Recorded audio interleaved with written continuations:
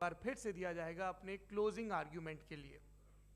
और उसके बाद जो इस बहस के लिए सबसे ज़रूरी चीज़ है कि आप और हम और इंटरनेट पर देख रहे लाखों करोड़ों लोग, उनके सवाल जवाब होंगे। तो आप लोग जो यहाँ मौजूद हैं, आपके हम कुछ सवाल लेने की कोशिश करेंगे। 30 मिनट का वक्त हमने उसके लिए तय कर रखा है। इस तरह से ये 2 घंटे की बहस पूरी होगी। 2-3 बुनियादी बातें हैं जिनका हमें ध्यान रखना है। किसी भी किस्म की नारेबाजी में हमें शरीक नहीं होना है। ये हल्ला गुल्ला नहीं है, क्योंकि पूरी दुनिया देख रही है, तो एक नज़ीर कायम करनी है, एक उदाहरण लोगों के सामने रखना है कि पढ़े लिखे लोग इत्तेफाकी और नाइत्तेफाकी रखते हुए भी, एक दूसरे से सहमति और असहमति रखते हुए भी बात कह सकते हैं। यहाँ पर मेरे JNU के प्रोफेसर बैठे हैं, पुरुषोत्तम अग्रवाल जी, जिन्होंने हमें क्लास में सिखाया है कि सहमति का साहस और असहमति का विवेक, और इसका ठीक उलट भी, ये बड़ा ज़रूरी है। दूसरी बात, ये किसी एक धर्म के बारे में बहस नहीं है, ये बात सबको स्पष्ट होनी चाहिए।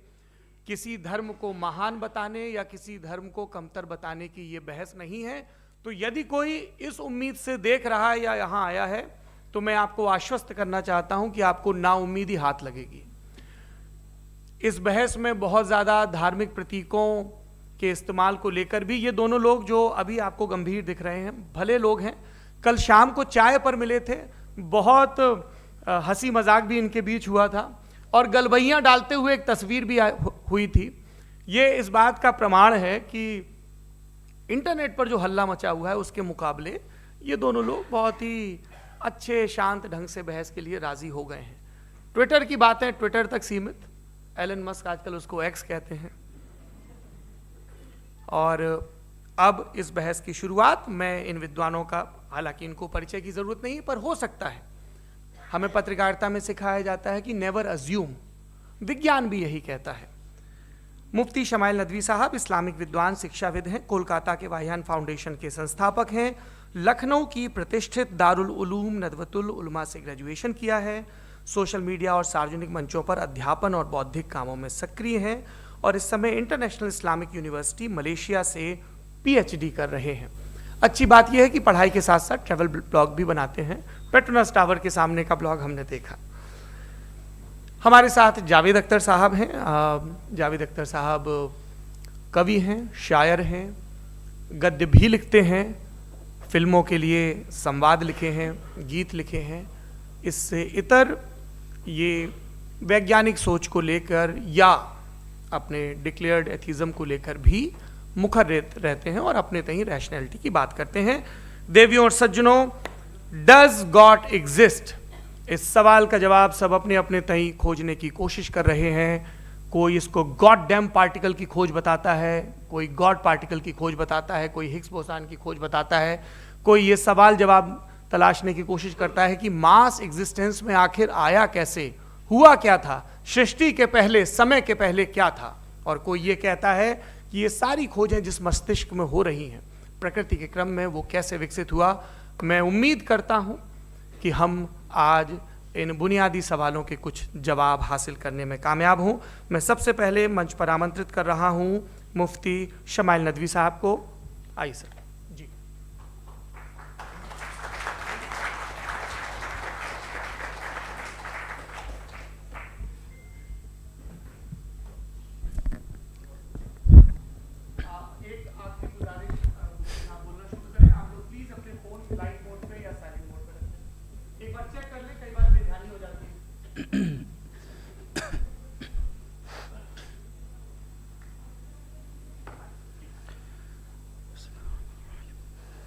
तमाम तारीफ़ें उस क्रिएटर के लिए जिसने इस यूनिवर्स को एक मकसद के तहत पैदा किया है। रिस्पेक्टेड जनाब जावेद अख्तर साहब, मिस्टर सौरभ द्विवेदी, और respected audience, thank you all for being here today. आज की डिबेट में चूंकि हम बात करने वाले हैं डज गॉड एग्जिस्ट के टॉपिक पर, तो ये एक ऐसा टॉपिक है जिसके मुताल्लिक कोई भी डिसीजन लेने के लिए अलग अलग स्टैंडर्ड्स हो सकते हैं। लिहाजा डिबेट के शुरू में ये ज़रूरी है कि हम ये जान लें कि आज के इस टॉपिक में कौन सा स्टैंडर्ड सही होगा और कौन सा गलत होगा।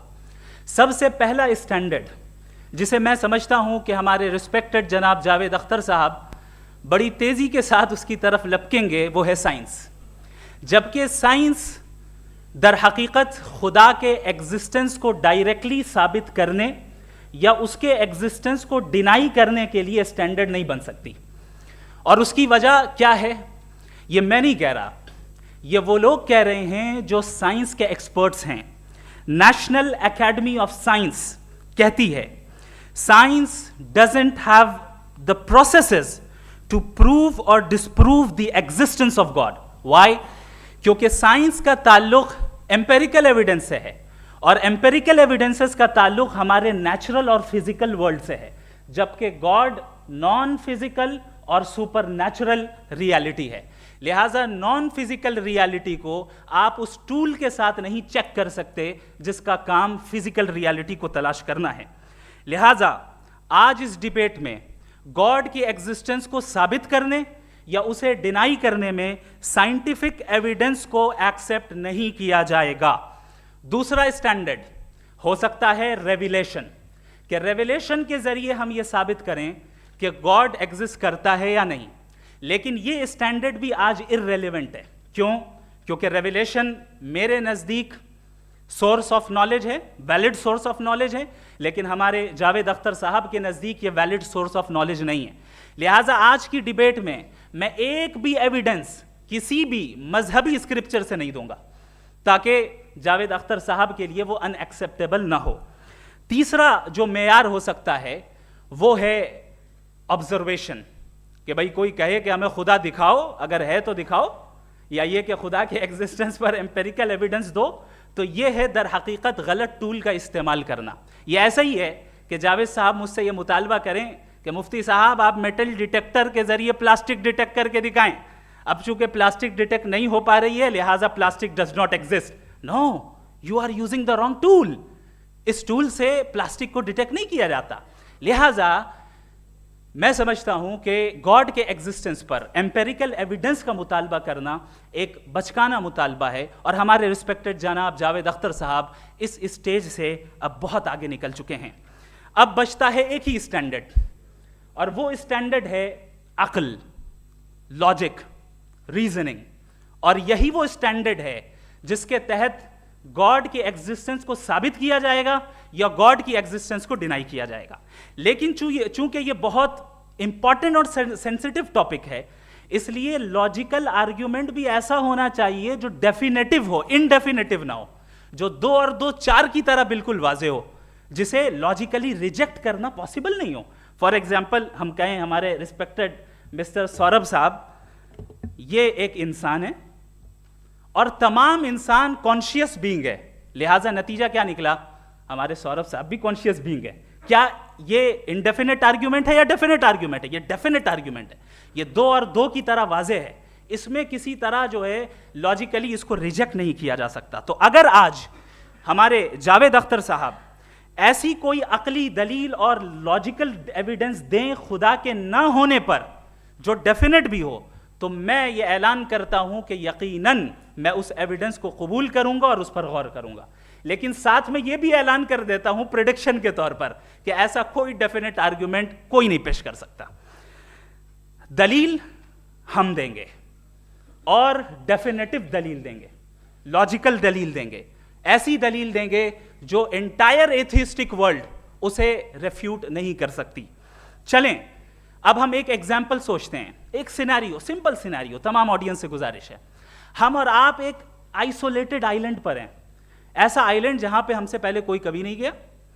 चलते चलते आपके सामने अचानक आपने देखा एक पिंक कलर की बॉल पड़ी हुई है। सबसे पहला सवाल आपके जहन में क्या आएगा कि ये बॉल यहां क्यों आई, कैसे आई, ये पिंक कलर की ही क्यों है, कोई और कलर भी हो सकता था, ये इसी शेप में क्यों है, कोई और शेप भी हो सकता था।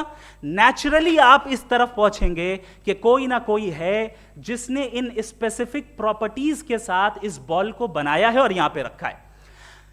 चूंकि आप जानते हैं कि ये जो बॉल है इसका एग्जिस्ट करना जरूरी नहीं है, ये एग्जिस्ट कर भी सकती थी, नहीं भी कर सकती थी, और एग्जिस्ट करना ही था तो किसी और फॉर्म में करती, किसी और कलर में करती। अब आप इस बॉल को एक्सपैंड करते चले जाएं, एक्सपैंड करते चले जाएं, एक्सपैंड करते चले जाएं, यहां तक कि ये बॉल यूनिवर्स के साइज की हो जाए। बताइए कि क्या साइज के बढ़ जाने से सवाल बदल जाएगा? हरगिज नहीं बदलेगा। अभी भी सवाल रहेगा, ये यूनिवर्स कहां से आया, इन स्पेसिफिक प्रॉपर्टीज के साथ कहां से आया, क्यों आया, किसने बनाया, ये सवाल उस वक्त भी वैलिड रहेगा। लेकिन ये सवाल अगर हम जनाब जावेद अख्तर साहब से करें तो चूंकि इनका वर्ल्ड व्यू एथिस्टिक है, और सिर्फ इनका नहीं, मतलब जितने भी एथिस्ट हैं और एथिस्टिक वर्ल्ड व्यू को रखने वाले से अगर आप ये सवाल करें कि ये यूनिवर्स कहां से आया, तो इनका जवाब या तो आर्ग्यूमेंट फ्रॉम इग्नोरेंस होगा या डॉगमेटिक होगा। या तो ये कहेंगे कि मुझे नहीं पता कि ये कहां से आया, लिहाजा गॉड डज नॉट एग्जिस्ट, ये आर्ग्यूमेंट फ्रॉम इग्नोरेंस है।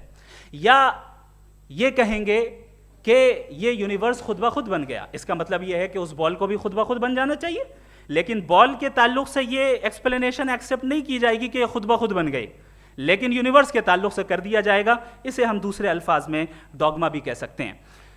दूसरी चीज, हमारे जावेद अख्तर साहब जरूर गॉड ऑफ गैप्स की मिसाल भी जरूर देंगे, और मिसाल देंगे कि पहले ज़माने में बिजलियां कड़कती थी तो लोगों ने किसी एक खुदा की तरफ, और बारिश होती थी तो दूसरे खुदा की तरफ मंसूब कर दिया, उनके पास दलील नहीं थी। ये हमारा वर्ल्ड व्यू है ही नहीं, ये हमारा वर्ल्ड व्यू है ही नहीं, क्योंकि नेचुरल फिनोमेना के प्रोसेस की इंटरप्रिटेशन को जान लेने से ये कहां से साबित हो गया कि गॉड एग्जिस्ट नहीं करता है। इस पर मैं इंशाअल्लाह अभी आगे बात करूंगा। आप हजरात ये भी देखेंगे, और मैं ये एक्सपेक्ट करता हूं कि हमारे रिस्पेक्टेड जनाब जावेद अख्तर साहब जरूर इमोशनल आर्ग्यूमेंट्स भी देंगे, जो कि एक लॉजिकल फेलेसी है जब बात आती है ट्रुथ को डिसाइड करने में। क्यों? मिसाल के तौर पर वो कहेंगे कि अगर गॉड है तो ईविल क्यों एग्जिस्ट करता है, जबकि मैं कहता हूं ईविल का एग्जिस्ट करना गॉड के एग्जिस्ट करने की दलील है, उसके खिलाफ नहीं है। चूंकि अगर गॉड है तो हम सब उसके सामने अकाउंटेबल हैं, और अगर हम अकाउंटेबल हैं तो अकाउंटेबिलिटी के लिए ईविल का मौजूद होना जरूरी है, उसके बगैर हम अकाउंटेबल नहीं हो सकते। और अगर हम अकाउंटेबल नहीं हैं तो हम जनाब जावेद अख्तर साहब से पूछेंगे कि आप बताएं कि फिर सफरिंग इस दुनिया में क्यों है? अगर खुदा नहीं है तो सफरिंग क्यों है? और उन लोगों के जज्बे का क्या जिनके अंदर सफरिंग के बाद इंतकाम लेने का जज्बा पाया जाता है और वो इस दुनिया से ऐसे ही चले गए, क्या उनकी सारी तकलीफें बेकार चली जाएंगी? अब आ जाएं उसी एग्जाम्पल की तरफ कि बॉल, मुझसे अगर कोई पूछे इस बॉल को किसने बनाया और या इस एक्सपेंडेड बॉल को किसने बनाया, मैं कहूंगा कि चूंकि ये यूनिवर्स और इस यूनिवर्स की तमाम चीजें कॉन्टिंजेंट हैं। कॉन्टिंजेंट होने का मतलब ये होता है कि जो अपने एग्जिस्टेंस पे किसी के ऊपर डिपेंड करती हो, तो जाहिर है ये यूनिवर्स कॉन्टिंजेंट है। और अगर कोई चीज कॉन्टिंजेंट नहीं है तो मैं रिक्वेस्ट करूंगा कि मुझे दिखा दें कि कौन सी चीज यूनिवर्स में कॉन्टिंजेंट नहीं है, हम भी जरा गौर कर लें और हम भी देख लें। और जब कॉन्टिंजेंट चीजें मौजूद हैं तो फिलोसोफर्स की इस्तिलाह के मुताबिक, हम उस टर्मिनोलॉजी के मुताबिक हम उस जगह तक पहुंचते हैं और उस हस्ती तक पहुंचते हैं जिसे नेसेसरी बीइंग कहा जाता है, कि ये वो नेसेसरी बीइंग है जिसका मौजूद ना होना नामुमकिन हो। क्योंकि अगर ये मौजूद ना हो तो सारी चीजें एग्जिस्टेंस में आएंगी ही नहीं, और ये सारी कॉन्टिंजेंट चीजें उसी के ऊपर डिपेंड करती हैं। अब अगर आप ये सवाल करते हैं कि फिर उस हस्ती को किसने बनाया, फिर उसका कॉज क्या है, फिर उसका कॉज क्या है, फिर उसका कॉज क्या है, और एंडलेसली चले जाएं, इसे हम कहते हैं इन्फिनिट रिग्रेस ऑफ कॉजेज, जो कि लॉजिकल फेलेसी है। कॉन्सेप्चुअली इन्फिनिटी पॉसिबल है। मिसाल के तौर पे न्यूमेरिकल्स 1 2 3 गिनते चले जाएं, इन्फिनिट नंबर्स हैं। मैं कॉन्सेप्चुअली बात नहीं कर रहा, प्रैक्टिकली रियलिटी में साबित करके दिखाएं कि infinite regress of causes possible हैं या नहीं। अगर पॉसिबल हैं तो हम मान लेंगे, मिसाल दे दें, और पॉसिबल नहीं है तो एक ही ऑप्शन बचता है जिसे हम कहते हैं नेसेसरी बीइंग। ऐसी नेसेसरी बीइंग जो इंडिपेंडेंट है, क्योंकि अगर वो डिपेंडेंट हुई तो वो नेसेसरी नहीं रहेगी। ऐसी इंडिपेंडेंट बीइंग जो इटर्नल है, अगर वो इटर्नल नहीं होगी, उसकी बिगिनिंग होगी तो वो खुद कॉन्टिंजेंट है। ऐसी बीइंग जो पावरफुल है, क्योंकि कॉन्टिंजेंट को एक्चुअलाइज करने के लिए पावर चाहिए। ऐसी बीइंग जो इंटेलिजेंट है और नॉलेजेबल है, क्योंकि ये यूनिवर्स स्पेसिफिक फॉर्म और स्पेसिफिक लॉज ऑफ नेचर के तहत प्रिसाइजली चल रहा है। Thank you. थैंक यू मुफ्ती साहब। मैं इन दलीलों के बाद जावेद अख्तर साहब से गुजारिश करूंगा, आप बैठ के बोलना चाहेंगे या बाहर? जी।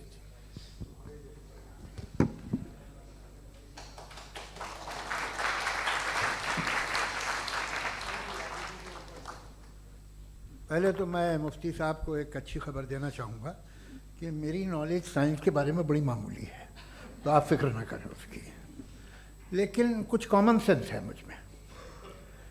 देखिए, ये खुदा का तस्वुर कोई नया तस्वुर नहीं है, ये सदियों से रहा है। ये कुछ रिलीजन 3000 साल पुराने होंगे, 4000 साल पुराने होंगे, लेकिन इंसान कोई 10,000 12,000 साल से एग्जिस्ट करता है होमोसेपियन की शक्ल में, और हमेशा कुछ ना कुछ मज़हब रहे। ये मज़हब जाहिलों के नहीं थे, ये मज़हब एक ऐसी ग्रीक सोसाइटी के थे जहाँ बड़े बड़े फिलोसफर्स पैदा हुए। ये मज़हब इजिप्शियंस के थे जिन्होंने पिरामिड्स बनाए थे। ये रोमन्स के थे कि जिनका आर्किटेक्चर और सेनेट यानी पहली बुनियाद डेमोक्रेसी की लिमिटेड थी, मगर डेमोक्रेसी थी, ये उन लोगों ने किए थे। तो इनका जो जुपिटर था, रा था, ज़्यूस था, उन्हें उस पर इतना ही एतमाद था जितना आज किसी मजहबी आदमी को अपने खुदा पे होगा। क्रिश्चियनिटी आने से पहले यूरोप में एक मज़हब था जर्मेनिक रिलीजन। उसका एक खुदा था, उसकी एक बीवी थी, उसके 2 बेटे थे, एक बेटी थी। फिर जर्मनी में जब यूरोप में क्रिश्चियनिटी आई तो वो खुदा, उसकी बीवी और पूरे ख़ानदान चला गया। तो हमने, अगर हम हिस्ट्री देखें तो खुदा जो हैं वो ज़्यादातर फ़नी हैं, वो हमेशा रहे नहीं। और वो जो लोग इन्हें मानते थे उनको आप कहें वो तो जाहिल थे, उन्हें तो कुछ पता ही नहीं था, ऐसा नहीं है। वो अपने वक्त में बड़े काबिल लोग थे और अपने वक्त में उन्होंने बड़े बड़े काम किए हैं, फिलोसफर्स थे, साइंटिस्ट थे, लेकिन उनका मज़हब कहाँ गया, उनके खुदा कहाँ गए? आज जो खुदा हैं दुनिया में लोग उन्हें मानते हैं। आपको क्या मालूम कि कितने बरसों के बाद क्या होने वाला है? हम यूरोप में देखते हैं तो चर्च खाली हैं। तो वक्त के साथ चीज़ें बदलती हैं। जहाँ तक इसका ताल्लुक़ है मज़हबों का, हर मज़हब आपसे एक चीज़ मांगता है, फेथ। ये फेथ क्या चीज़ होती है? What is the difference between faith and belief? ये तो बहुत ही अहमक़ाना बात होगी कि कोई आदमी कहे साहब अगर खुदा है तो मुझे दिखाइए। ये तो जाहिलाना बात हुई। मैंने तो नॉर्थ पोल नहीं देखा है, मगर मैं मानता हूँ कि नॉर्थ पोल है। मैं क्यों मानता हूँ? इसलिए कि अगर ये दुनिया राउंड है तो उसका कोई टॉप होगा। कुछ लोग हैं जो वहाँ गए भी हैं, कॉमन सेंस कहता है कि ऐसा होगा, सबूत है, गवाह है, रीज़न है। तो ये मेरा फेथ नहीं है। तो फेथ में और बिलीफ में डिफरेंस क्या है? जो मज़हब मांगता है आपसे, हर मज़हब फेथ मांगता है। फेथ का मतलब ये है कि ना कोई गवाह हो, ना कोई सबूत हो, ना कोई रैशनल हो, ना कोई लॉजिक हो, ना कोई प्रूफ हो, मगर तुम एक बात को मानो। ये है फेथ। वरना बिलीफ होता। अगर इसमें कुछ भी सबूत होते, गवाह होते, तो फिर इसे आप बिलीफ कहते। जैसे मेरा बिलीफ है कि नॉर्थ पोल है, मेरा फेथ थोड़ी है। फेथ इन तमाम शर्तों को रद्द करता है। तो फिर स्टुपिडिटी क्या है? अगर मैं एक बात ऐसी मानूं जिसकी ना कोई लॉजिक है, ना कोई रैशनल है, ना कोई प्रूफ है, ना कोई गवाह है, ना कोई सबूत है, और मैं उसे मानूं, तो ये स्टुपिडिटी हुई। इसे ही भाई कल को मैं यकीन कर लूँ कि एलॉन मस्क जो है मेरा भाई है, तो मुझे इंतहाई खुशी होगी, सुकून भी बहुत मिलेगा मुझे। लेकिन और कहे भाई क्यों मानते हो, क्या सबूत है? भाई वो तो अमेरिकन है और तुम तो इंडियन हो, वो तो नस्ल अलग है, तुम्हें कभी मिले भी नहीं। साहब देखिए, मेरा फेथ है, इस पर बात ना किया। फेथ का मतलब ही यह है कि आप प्रूव नहीं कर सकते। अगर आप प्रूव कर सकते हो तो फेथ की ज़रूरत ही नहीं, फिर तो आप बात करेंगे, आप कितनी बहस कर लीजिए। अल्टीमेटली दुनिया का हर मज़हब फेथ पे टिका है, और फेथ का मतलब है एक ऐसा यकीन जिसका कोई सबूत, कोई गवाह, कोई रैशनल नहीं। अब आप ये कहें, क्या आप ये क्यों कह रहे हैं कि साहब ये कायनात किसने बनाई? कमाल ये है कि आपने बताया कि एक आइलैंड पे गए और एक बॉल देखी। आपने ये नहीं कहा कि आइलैंड किसने बनाया, आपको सिर्फ बॉल पे हैरत हुई। हमने आइलैंड पे हमने हैरत नहीं की, होते हैं आइलैंड। इसी तरह ये आइलैंड है, सितारे, ये गैलेक्सीज, ये सब आइलैंड हैं, खला में। हम उन्हें टेकन फॉर ग्रांटेड लेते हैं, हम पूछते नहीं कैसे बनाए। आपने जजीरे के बारे में भी नहीं पूछा है। मेरी पैदाइश कैसे हुई? क्या मैं प्लान्ड पैदा हुआ था? I was plan to be born, या एक लकी स्पर्म था जो किसी एग से चिपक गया? मेरी पैदाइश रैंडम। और इंसाफ जिसे आप कहते हैं, इंसाफ का तो नेचर से कोई वास्ता ही नहीं। जो आप कहते हैं कि एक दिन इंसाफ मिलेगा, इंसाफ is a human concept, nature में कोई इंसाफ नहीं। अगर शेर हिरन को खा जाता है तो उसे कोई सजा नहीं मिलती। अगर एक आंधी आती है और हरे भरे पेड़ों को उखाड़ के फेंक देती है तो आंधियों की जेल नहीं होती है। नेचर में इंसाफ नहीं, इसलिए मुझे नेचर को इंसाफ की ज़रूरत भी नहीं। नेचर तमाम एक है। अब हम कहें कि साहब ये देखिए जो मैंने खाना खाया था ये मेरी आँख तो नहीं यूँ कर दिया उसे, तो इसे सज़ा मिलनी नहीं, वो सिस्टम है, ऐसे ही चल रहा है। नेचर बगैर इंसाफ के है। इंसाफ इज अ ह्यूमन कॉन्सेप्ट। तो जो आपसे कहता है कि मैं तुम्हें इंसाफ दूंगा, वो इंसानी जहन की पैदावार है। ये नेचुरल है ही नहीं, ये आसमानी है ही नहीं। नेचर का तसव्वुर, इंसाफ का तसव्वुर। भाई आप साथ मिलते हैं, अब आप लेफ्ट हैंड ड्राइव कर लें, ये क्या है? तमाम सच, तमाम नेकी, तमाम शराफत लेफ्ट हैंड ड्राइव है। वरना क्या होगा, या तो आप क्रॉस कर देंगे, आपका एक्सीडेंट हो जाएगा, या आप किसी को मार देंगे, या ट्रैफिक जैम हो जाएगा। झूठ, बेईमानी, रिश्वतखोरी, ये तमाम जो है driving on the wrong side है। इसके ऊपर कुछ नहीं। ये तो हमने बनाया, जैसे हमने लेफ्ट हैंड ड्राइव बनाई है। ये कॉन्सेप्ट ऑफ इंसाफ जो है ये हमारा है, इसका नेचर से कोई वास्ता नहीं। शेर खा जाता है हिरन को, उसे जेल होती है क्या? कुछ भी नहीं, है ही नहीं। तो ये जो दुनिया के रिलीजन प्रॉमिस करते हैं आपसे इंसाफ, इसी से मालूम होता है कि ये मैन मेड है। ये तसव्वुर कहीं और का है ही नहीं। जो नेचर है, कुछ लोग कहते हैं नेचर ही खुदा है, तो नेचर में तो इंसाफ नहीं कहीं। और आप वादा कर रहे हैं कि तुम्हें मरने के बाद इंसाफ मिलेगा। मुझे अगर मिलेगा तो मैं बहुत खुश हूँगा, लेकिन मैं यकीन नहीं कर पाता हूँ, इसलिए कि मैं फेथ नहीं पैदा कर सकता। The very fact that religions demand faith, इसका मतलब है कि उनके पास जस्टिफिकेशन नहीं है। अच्छा था फिर रिलीजन अगर मॉडरेशन में है, कोई सा भी नहीं, वो आप में कुछ खूबियाँ भी पैदा करता होगा। देखिए उससे ये फ़ायदा है, वो फ़ायदा है। अल्कोहल जो है वो ज़्यादातर दवाओं में यूज़ होती है, और एक सर्वे किया गया था अमेरिका में कि लॉन्जिटिविटी किन लोगों की है। तो एक तरफ वो लोग थे जो शराब पीते ही नहीं थे, और एक तरफ वो थे जो एक बोतल शराब रोज़ पीते थे। सबसे ज़्यादा लंबी उम्र उनकी है जो 2 पैग नाप के शराब पीते और खाना खाते हैं। मगर हम शराब को बुरा समझते हैं, मैं भी बुरा समझता हूँ। क्यों? ऐसा होता नहीं। कुछ चीज़ों में आदत होती है कि वो बढ़ती है। आज तक में एक आदमी दूध पीता है, आप 10 साल बाद भी मिलेंगे तो एक ही गिलास पीता होगा। ऐसा नहीं होता, सुबह से दूध पीता रहता है। मिल्कोहलिक मैंने नहीं देखे, अल्कोहलिक होते हैं। ये टेंडेंसी है मजहब की कि वो बढ़ता है, जैसे कैंसर बढ़ता है, जैसे शराब बढ़ती है। कुछ लोग होंगे जो उसे सही तरह से यूज़ करते हैं। मुझे यकीन है कि हमारे मुफ्ती साहब भी उनमें से एक हैं, इनसे बहुत खुशी हुई मुझे इनसे मिलकर। लेकिन कितने लोग हैं कि आज आप देखते हैं दुनिया में जो तबाहियाँ हैं, इनमें कितना हाथ है उन लोगों का जो बिलीवर कहते था मजहब ये नहीं कहता, ना कहता होगा, मगर जब ये मजहब पीते हैं तो ऐसे बिहेव करते हैं।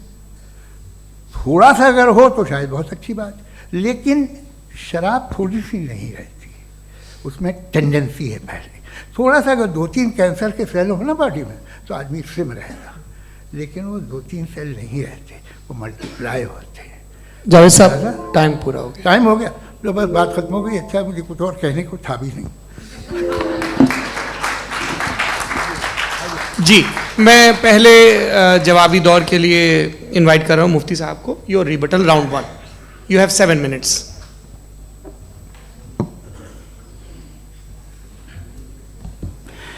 Thank you very much Javed साहब, आपकी बात को सुनकर बड़े महजूज हुए हम लोग। महजूज, do you understand? We enjoyed. Okay, अब थोड़ा सा लॉजिकली उसको हम लोग देखते हैं। दरअसल हम लोगों ने कल गुजारिश की थी मुफ्ती साहब से भी, जावेद साहब से भी, कि हिंदुस्तानी ज़बान आम फहम सबको समझ में आ जाए और जहाँ कहीं आप मुश्किल शब्द इस्तेमाल करें वहाँ बताते भी चलें। Thank you. तो सबसे पहले हमारे रिस्पेक्टेड जावेद साहब ने हवाला दिया कि खुदा फ़ानी है। कितने मजहब आगे चले गए, किसी ने जुपिटर को खुदा माना, किसी ने किसी को माना। मैं कहता हूँ जिसने कॉन्टिंजेंट चीज़ को खुदा माना, गलत माना, वो खुदा ही नहीं, वो खुदा ही नहीं है। हम तो नेसेसरी बीइंग को साबित करने बैठे हैं, वो नेसेसरी कॉज जो इटरनल है, जो अबदी भी है और अजली भी है। हम किसी और को साबित करने नहीं बैठे। दूसरी चीज उन्होंने कहा कि फेथ एंड बिलीफ, ये एक ऐसी डेफिनेशन है फेथ की जो इन्होंने पहली मर्तबा पेश की है, या माफ कीजिएगा इन्होंने पहली मर्तबा पेश नहीं की है, रिचर्ड डॉकिंस ने पहली मर्तबा पेश की है। मुझे मालूम है ये सोर्स कहां से है। एपिस्टेमोलॉजिकली फेथ और बिलीफ का फर्क आप इस तरह नहीं कर सकते सर। फेथ सही भी होता है, गलत भी होता है, बिलीफ सही भी होता है, गलत भी होता है। जो लॉजिक, रीजन और एविडेंस से बैक्ड होगा वो फेथ सही होगा। और आप जिस फेथ की बात कर रहे हैं कि इलॉजिकल है और उसके पीछे नहीं है, तो we are on the same page.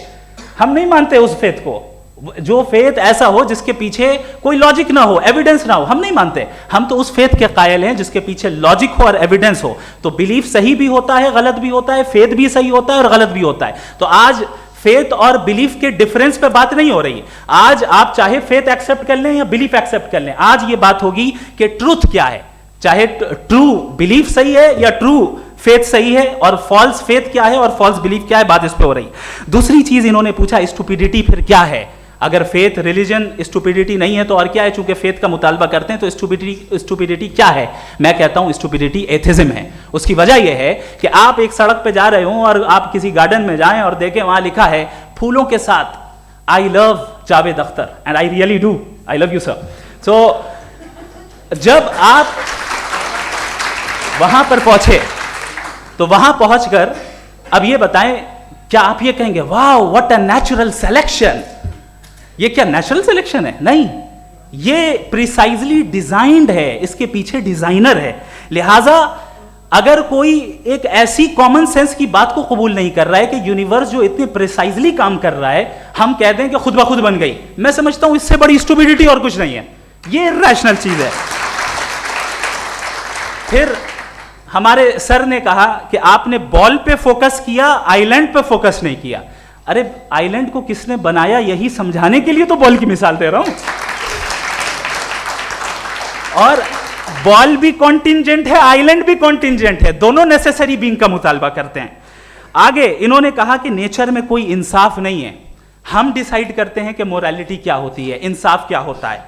हम डिसाइड करते हैं, जैसे ड्राइविंग सीट में ट्रैफिक वाला, ये तो किसी खुदा ने नहीं कहा, ये है, इसे कहते हैं फॉल्स इक्विवेलेंस। ये एक लॉजिकल फेलेसी है। आपने जो है मिसाल दी ड्राइविंग की और ट्रैफिक की, ये सब्जेक्टिव मोरालिटी है। आप सब्जेक्टिव मोरालिटी को मिसाल बनाकर ऑब्जेक्टिव मोरालिटी के ऊपर नहीं थोप सकते। इंसाफ की ऑब्जेक्टिव मोरालिटी है। अगर आप ये कहते हैं कि नेचर में इंसाफ नहीं है, तो इंसाफ का न होना ये नेचुरल हुआ, तो फिर नेचर को नेचर रहने दे। क्यों हम इतना स्ट्राइव कर रहे हैं दुनिया में इंसाफ लाने के लिए? ये तो इलॉजिकल बात है, इरैशनल बात है। इसलिए बहुत सी चीजें ऐसी हैं जो ऑब्जेक्टिवली जो है इविल या गुड हैं, और बहुत सी चीजें ऐसी हैं जो सब्जेक्टिवली हैं। सब्जेक्टिवली जो मोरल होता है या इमोरल होता है, उसको हम सोशल कंसेंसस से या पर्सनल प्रेफरेंस से डिसाइड करते हैं। लेकिन जो ऑब्जेक्टिव मोरालिटी है, जिसमें इंसाफ आया, जो इन्होंने बार बार रिपीट किया, ये ऑब्जेक्टिव है, सब्जेक्टिव नहीं है। अगर आप कहते हैं ये सब्जेक्टिव है, तो मेरा सवाल आपसे ये है, क्या सोशल कंसेंसस के जरिए अगर जुल्म को सही करार दे दिया जाएगा तो आप जुल्म को जस्टिफाई करेंगे?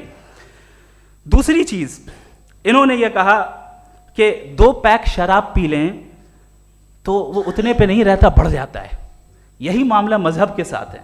2 पैक आप पी लें, बढ़ेगा।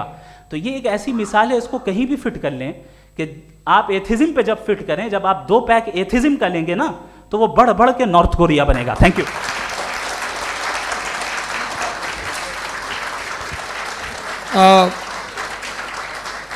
फर्स्ट राउंड के रिबटल के लिए मैं जावेद साहब को इनवाइट कर रहा हूं। आपके पास 7 मिनट का वक्त है, रीसेट कर दीजिएगा प्लीज़। मुझे इस बात की खुशी है कि मुफ्ती साहब ने भी मान लिया कि नेचर में कोई इंसाफ नहीं है। तो कोई भी चीज़ जो इंसान ने नहीं बनाई है उसमें इंसाफ नहीं होता है। एक बात मैं आपसे अर्ज़ करूँ, ज़रा पता लगा लीजिएगा, ये जो आप बाग में जाते हैं बेहद खूबसूरत फूल देखते हैं ना, इनमें से कोई नेचुरल नहीं है।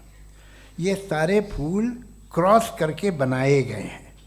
जो जंगल में फूल होते हैं नहायत मामूली होते हैं, ये फूल इंसानों ने बनाए हैं। जो आप बाग में देख के वाह वाह कहते हैं, ये इंसानों के बनाए हुए हैं। डिफरेंट फूलों को क्रॉस करके, डेवलप करके, फिर क्रॉस करके इस तरह से बनाए गए। नेचुरल फ्लावर नहीं। किसी जंगल वीरान में जाके आप गुलाब के फूल नहीं देखेंगे। ये सब बनाए हुए इंसान ने, बहुत से काम इंसान ने किए हैं। बाकी है कि आपने मेरी एक बात का जवाब नहीं दिया, जिससे मुझे शिकायत है कि फेथ क्या है और आप फेथ मांगते क्यों हैं मुझसे। आप तो लॉजिकल हैं, आपके पास तो सारे रैशनल्स हैं, आपके पास सारे सबूत हैं, तो आपको फेथ की डिमांड क्यों करते हैं कि भाई तुम सरेंडर कर दो और सवाल मत करो। कोई मजहब सारे सवाल करने की इजाज़त नहीं देता है और मना करता है कि ज़्यादा सवाल ना करो, बह जाओगे तुम। आप क्यों रोकते हैं? हकीकत यह है कि इंसानी तारीख क्या है। इंसानी तारीख ये है कि दुनिया में 2 तरह के लोग हुए हैं। एक वो जिन्होंने अपनी लाइल्मी की परस्तिश की है, दूसरे वो जिन्होंने अपनी इग्नोरेंस या लाइल्मी से झगड़ा किया है और मालूम किया है कि क्या है। ये जो आप कह रहे हैं, आज आप हैरान हैं कि भाई ये यूनिवर्स कैसे बनी। लोग हैरान थे कि सूरज डूबता है तो इधर से कैसे निकलता है। और आप एक कदम जाके हमेशा का मानने को तैयार है, एक कदम पीछे ही मान जाइए। भाई आप इसके बाद जाते हो, कहते सवाल ना करना कि ये कहाँ से आया, ये पावर तो हमेशा से हमेशा रहेगी। तो आप यूनिवर्स के बारे में मानने में क्या तकलीफ है? एक कदम पहले रुक जाइए, ये हमेशा से थी या नहीं थी हमें मालूम नहीं है। और ये कहना कि हमें मालूम नहीं है, कमाल ये है कि दुनिया के सारे मजहब सब जानते हैं ये दुनिया कैसे बनी थी, कैसे मिटेगी, मरने के बाद क्या होगा, इनको सब इल्म है। इनको किसी को डायनासोर होते थे पहले ये नहीं पता था, किसी को नहीं पता। किसी भी दुनिया की मजहबी किताब में डायनासोर का जिक्र नहीं है। लेकिन बाकी सब बातें, how to make universe in 4 easy lessons and बाकी सब पता है। जिसको सब पता है वो गड़बड़ है। हम में ये इंकिसार, ये ह्यूमिलिटी होनी चाहिए कि हम ये कहें कि हमें ये बहुत सारी बातें नहीं मालूम, लेकिन हम उनकी परस्तिश ना करें, अपनी लाइल्मी को की परस्तिश ना करें, हम उसे पता लगाने की कोशिश करें। जिस दुनिया में आप बैठे हैं सर, ये हॉल जो है, ये इलेक्ट्रिसिटी जो है, ये माइक जो है, जिस हवाई जहाज से आप आए थे, वो जिस कार से आप यहाँ आए हैं, ये सब उन लोगों की बनाई हुई है जिन्होंने सवाल किए थे। ये दुनिया जिसमें आप आज आराम से हैं, ये उन लोगों की बनाई है कि जिन्होंने सवाल किए थे। और हर स्टेज पे इन सवालों को मकरूह कहा गया था, गलत कहा गया था। आप ज़रा तारीख पढ़िए, एक बड़ी दिलचस्प किताब है बर्ट्रैंड रसेल की, जिसमें उसने रिलीजन एंड साइंस कि कब से रिलीजन जो है साइंस के अगेंस्ट है। और हद तो ये है कि भाप के इंजन के खिलाफ थे, स्टीम इंजन के भी खिलाफ थे, और फतवे हुए उन पर, वेटिकन ने दिए। तो ये हमेशा, अभी जैसे ही ये राइट विंगर आते हैं अमेरिका में पावर में, तो वो जो अपना ये क्या बोलते हैं उसे, सीड क्या बोलते हैं, सीड क्या जो, हाँ नहीं सीड जो होते हैं जिस पे जी नहीं भाई, वो जो ह्यूमन बॉडी के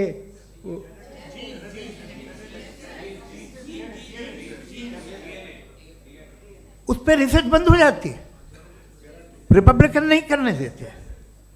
अरे भाई इतना डर क्या है तुम्हें? एक ज़माने में बहुत नाराज़ थे ये सारे मजहबी लोग कि ये इंसान तो इंसान बनाने की कोशिश कर रहा है। आपको क्या तकलीफ भाई, बना ले तो बना लेने दो, ये खौफ क्या है? और ये सब आज जो आप कह रहे हैं नामुमकिन है, ये कैसे हुआ, मुझे एक किस्सा याद आता है। जब मैं 6ठी क्लास में था तो मैं मैथमेटिक्स में बहुत वीक था, तो एक टीचर रख दिया गया, उसने 1 2 3 4 5 6 7 को सिखा दिया मुझे।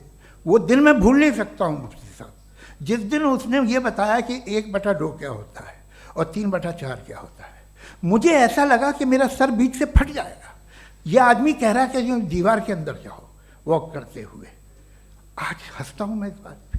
तो आज जो बातें आपके जहन से बिल्कुल परे हैं और आप हैरान होते हो उन्हें देख के, एक वक्त आएगा कि मामूली लगेंगे। और हुआ है, आपकी इंसानी तारीख ही है। इतनी जल्दी सारे फैसले आप मत कर लीजिए, थोड़ा ये ह्यूमिलिटी रखिए कि भाई ये हमें नहीं मालूम। ये कहने में क्या आ रहा है, ये यूनिवर्स कहाँ तक फैली, ये कब से है और कब तक रहेगी, हमें नहीं मालूम। आपने फैसला कर लिया कब बनी, ये आपके हिसाब से कोई 14 बिलियन ईयर्स बनी जो समझा जाता है। उससे पहले हजारों करोड़ों अरबों साल तक खुदा बैठा क्या कर रहा था, खामोश बैठा था, ऐसे ही जमाइयाँ ले रहा था। फिर उसे आइडिया आया, यार एक काम करते, वक्त अच्छा गुजर जाएगा, यूनिवर्स पर आपसे सोचिए। वो तो हमेशा से है ना, मगर यूनिवर्स हमेशा से नहीं है, ये तो बनाई गई है। और उससे पहले क्या था, इनका क्या काम था, कैसी बात है। ये बड़ा आसान है, जो बात हमें आज धीरे धीरे पता चली है। बरसों 2000 और 2500 साल पहले आपको किसी ने बता दिया कि क्या था, आप मान गए, और तब से वही मान रहे हैं जो 2500 साल पहले कहा गया था। सब कुछ बदल गया है, सॉल्व हो रही हैं चीज़ें। अभी साइंस बिल्कुल दावा नहीं करती, या कोई फिलोसफर ये दावा नहीं करता कि हमें सब मालूम, बल्कि वो कहता है कि हमें जितना मालूम होता है उससे ये मालूम होता है कि हमें कितना कम मालूम।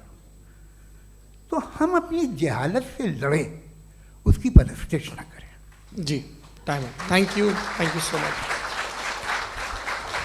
मैं तर्कों की श्रृंखला में राउंड 2 के लिए मुफ्ती साहब को आमंत्रित कर रहा हूँ। आपके पास एक बार फिर से 7 मिनट का वक्त है। शुक्रिया। जनाब जावेद अख्तर साहब कई मर्तबा दोहरा रहे हैं कि फ़ेथ का मतलब बताइए, फ़ेथ का मतलब बताइए। मैंने बता दिया, फ़ेथ सही भी होता है, गलत भी होता है। और आज हम फ़ेथ पे बात नहीं कर रहे, हम ट्रुथ और डज गॉड एग्जिस्ट पे बात कर रहे हैं। क्या डज गॉड एग्जिस्ट, ये ट्रुथ यानी गॉड है या नहीं है, इसमें से दोनों ट्रुथ क्या है। अब आप उसे फेथ कह लें, बिलीफ कह लें, नॉट माई बिजनेस। उसके बाद आपने कहा कि भाई सवाल करने से मजहब रोकता है।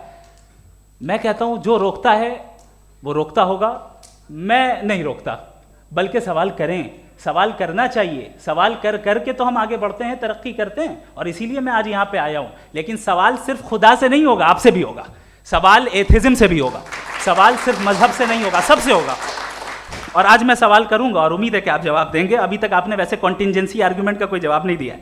चलें, आपने कहा यूनिवर्स के बारे में इटर्नल क्यों नहीं बोल देते। ये चूंकि लॉजिकली पॉसिबल ही नहीं है कि यूनिवर्स इटर्नल हो। यूनिवर्स एक कॉन्टिंजेंट चीज है जो टाइम एंड स्पेस के पाबंद है, टाइम एंड स्पेस से बाउंड है। जो टाइम एंड स्पेस से बाउंड होगा वो कॉन्टिंजेंट होगा, जो कॉन्टिंजेंट होगा वो उसकी बिगिनिंग हुई होगी, जिसकी बिगिनिंग हुई होगी वो इटर्नल नहीं हो सकता। ये तो कॉमन सी बात है। आपने कहा कि किसी मजहबी किताब में डायनासोर का जिक्र नहीं है। अफसोस कि आज तक किसी मैथमेटिक्स के किताब में मुझे डायनासोर का जिक्र नहीं मिला। तो इसका मतलब मैथमेटिक्स की किताब बेकार है? नहीं, उसका वो टॉपिक नहीं है। रेवलेशन का और मजहबी किताबों का टॉपिक ये नहीं है कि आपको आके बताए साइकिल कैसे बनाते हैं, या आकर ये बताएं कि जो है डायनासोर कब था। वो तो मोरालिटी सिखाने आया है, गॉड के बारे में बताने आया, नॉन फिजिकल रियलिटी की हकीकत को सिखाने के लिए आया। रिलीजियन साइंस को रोकता है? नहीं रोकता। अगर रोकता है तो गलत करता है। रिलीजियन साइंटिज्म को रोकता है, जिसमें हमारे जावेद साहब मुब्तला हैं। साइंस और साइंटिज्म में फर्क है। साइंटिज्म यह है कि आप समझें कि साइंस और साइंटिफिक मेथोडोलॉजी ये नॉलेज को हासिल करने का वाहिद सोर्स ऑफ नॉलेज है। यह है साइंटिज्म। हम इसे रिजेक्ट करते हैं। हम साइंस को तो तरक्की करते हैं, भाई आप हमारी पूरी तारीख कर लें, पढ़ लें तो आपको पता चल जाएगा। बहरहाल ये अलग टॉपिक है। उसके बाद इन्होंने एक लफ्ज़ कहा, वेटिकन ने फतवा दिया। वेटिकन का फतवे से कोई ताल्लुक नहीं है, दोनों कॉन्ट्राडिक्टरी अल्फाज हैं। उसके बाद उन्होंने कहा कि भाई हमें नहीं मालूम। अगर नहीं मालूम तो क्लियरली कह देना कि नहीं मालूम है, इसमें क्या हरज है। तो वही तो मैं कह रहा हूं ना कि आप कह दें कि नहीं मालूम, लेकिन क्लेम क्यों कर रहे हैं कि गॉड एग्जिस्ट नहीं कर रहा है? आप कह दें नहीं मालूम है, हो सकता है हो सकता ना हो, लेकिन आप क्लेम कर रहे हैं। The moment you say God does not exist, this is a claim, and now the burden of proof is upon you too, जैसे हमारे ऊपर है। और क्यों है मैं बताता हूं, क्यों है ये भी मैं बताता हूं। फिलोसॉफिकली जो क्लेम होता है ना, सिर्फ ये नहीं होता कि इंसान कहे पॉजिटिव क्लेम करे और नेगेटिव क्लेम करे तो बर्डन ऑफ प्रूफ नहीं है। आप मिसाल के तौर पे मैं कहूं कि फुला उस कमरे में कोई नहीं है, मैंने एक नॉलेज का क्लेम किया है। उस कमरे में कोई नहीं है, मैंने एक नॉलेज का क्लेम किया। या तो मैं कहूं मुझे नहीं पता, हो भी सकता है नहीं भी हो सकता है, this is not a claim. लेकिन जब मैं कह रहा हूं कि वहां कोई नहीं है या मैं कह रहा हूं वहां कोई है, दोनों क्लेम है और दोनों के ऊपर बर्डन ऑफ प्रूफ है। हमारे ऊपर भी बर्डन ऑफ प्रूफ है, मैंने कंटिजेंसी आर्ग्यूमेंट दिया, इसे तोड़कर दिखाइए। आखिरी चीज, इन्होंने कहा कि खुदा दुनिया बनाने से पहले 150 साल पहले या करोड़ों साल पहले क्या कर रहा था। अरे हजरत, चलें बहरहाल मैं जवाब दे देता हूं, आप हमारे रिस्पेक्टेड पर्सनालिटी हैं, अगर आप नहीं होते तो मैं ऐसे एंटरटेन ही नहीं करता। टाइम, ये 100 साल पहले या 100 साल बाद, पहले बाद में अभी, ये वो अल्फाज हैं जिनका ताल्लुक टाइम से है। टाइम शुरू ही हुआ है यूनिवर्स की बिगिनिंग के बाद, तो उसके पहले खुदा क्या कर रहा था? सवाल इलॉजिकल है, ये फेलेसी है। यानी आप ये कह रहे हैं कि यूनिवर्स के बनने से पहले खुदा क्या कर रहा था? टाइम के बनने से पहले, पहले का ताल्लुक टाइम से, टाइम उस वक्त था ही नहीं, तो ये सवाल ही इनवैलिड है खुदा के ताल्लुक से। दूसरी चीज, आर्ग्यूमेंट ऑफ कंटिजेंसी जो मैंने आपके सामने पेश की है, आपने बार बार ये प्रूफ किया और ये कह रहे हैं कि गॉड ऑफ गैप्स। देखिए, पहले नहीं मालूम था, साइंस ने कर दिया। सिंपल्स की मिसाल से मैं समझा देता हूं। जिस गैप्स की आप बात कर रहे हैं ना, साइंस उन गैप्स को जिन चीज के जरिए भी प्रूव करेगा वो कॉन्टिंजेंट ही होगा, अब चाहे वो फोर्स हो, मैटर हो या एनर्जी हो। लिहाजा सवाल हमारा उस वक्त भी वैलिड होगा जब तक कि आप नेसेसरी बीइंग पे ना आ जाएं, और इन्फिनिट रिगरेस पॉसिबल नहीं है of causes in practical world, तो जाहिर है कहीं रुकना पड़ेगा, जहां रुकेंगे वही खुदा है। दूसरी चीज, आपने ये कहा, क्या कह रहा था मैं, किस पॉइंट को? What? Oh no, after that, just now. हाँ, जहां रुकेंगे वही खुदा है। बहरहाल, तो टाइम का जिक्र हो गया, गॉड ऑफ गैप, सॉरी, या इसकी एक मिसाल आप ले लें। एक कार है, एक साहब ने देखा कि भाई कार जो है उसके व्हील्स कितने अच्छे लगे हुए हैं, सही जगह पे, स्टीयरिंग जो है कितने अच्छे जगह पे लगी हुई है, और सीट्स कितने वेल डिजाइंड है, कितनी प्रिसाइजली ये कार काम कर रही है, तो जरूर कोई ना कोई इसे क्रिएट किया है, किसी ने क्रिएट किया है। अब जावेद साहब आए और कहे, अरे जनाब बोनेट खोलिए, इसमें इंजन है, इंजन इस कार को चला रहा है, hence prove no one has created the car. This is illogical, this is irrational. आपने इंजन के जरिए उस गैप को तो साबित किया, लेकिन क्या उससे कार की जो क्रिएशन है और उसका जो क्रिएटर है ये इम्पॉसिबल हो जाए? ऐसा पॉसिबल है? उसका सवाल खत्म हो जाए, ऐसा पॉसिबल है? नहीं। आपने गैप्स को फिल करके, कॉन्टिंजेंट चीजों से गैप्स को फिल करके हमारे ऑब्जर्वेशन को और ब्रॉड कर दिया। अब हमें और पता चल गया कि ये जो कार है इसका सिस्टम कितना ज्यादा कॉम्प्लेक्स है। पहले कम समझते थे, अब कॉम्प्लेक्सिटी और ज्यादा वाजे हो गई। अब हमें समझ में आ रहा है कि हमारी सर्टेनिटी और बढ़ गई कि जरूर इस कार को किसी ना किसी ने बनाया। यही मामला यूनिवर्स का है। साइंस हमेशा फिजिकल वर्ल्ड की चीजों को ही फिल करती जाएगी और फिजिकल चीजों से ही करती जाएगी, चूंकि एम्पेरिकल एविडेंस का ताल्लुक फिजिकल वर्ल्ड से है। आप साइंस के जरिए मेटाफिजिकल रियलिटी को कभी साबित नहीं कर सकते। ये रॉन्ग टूल का इस्तेमाल करना है। ये वही काम है कि आप मेटल डिटेक्टर से प्लास्टिक डिटेक्टर करने चलें, जो कि जाहिर है सही नहीं है। Thank you.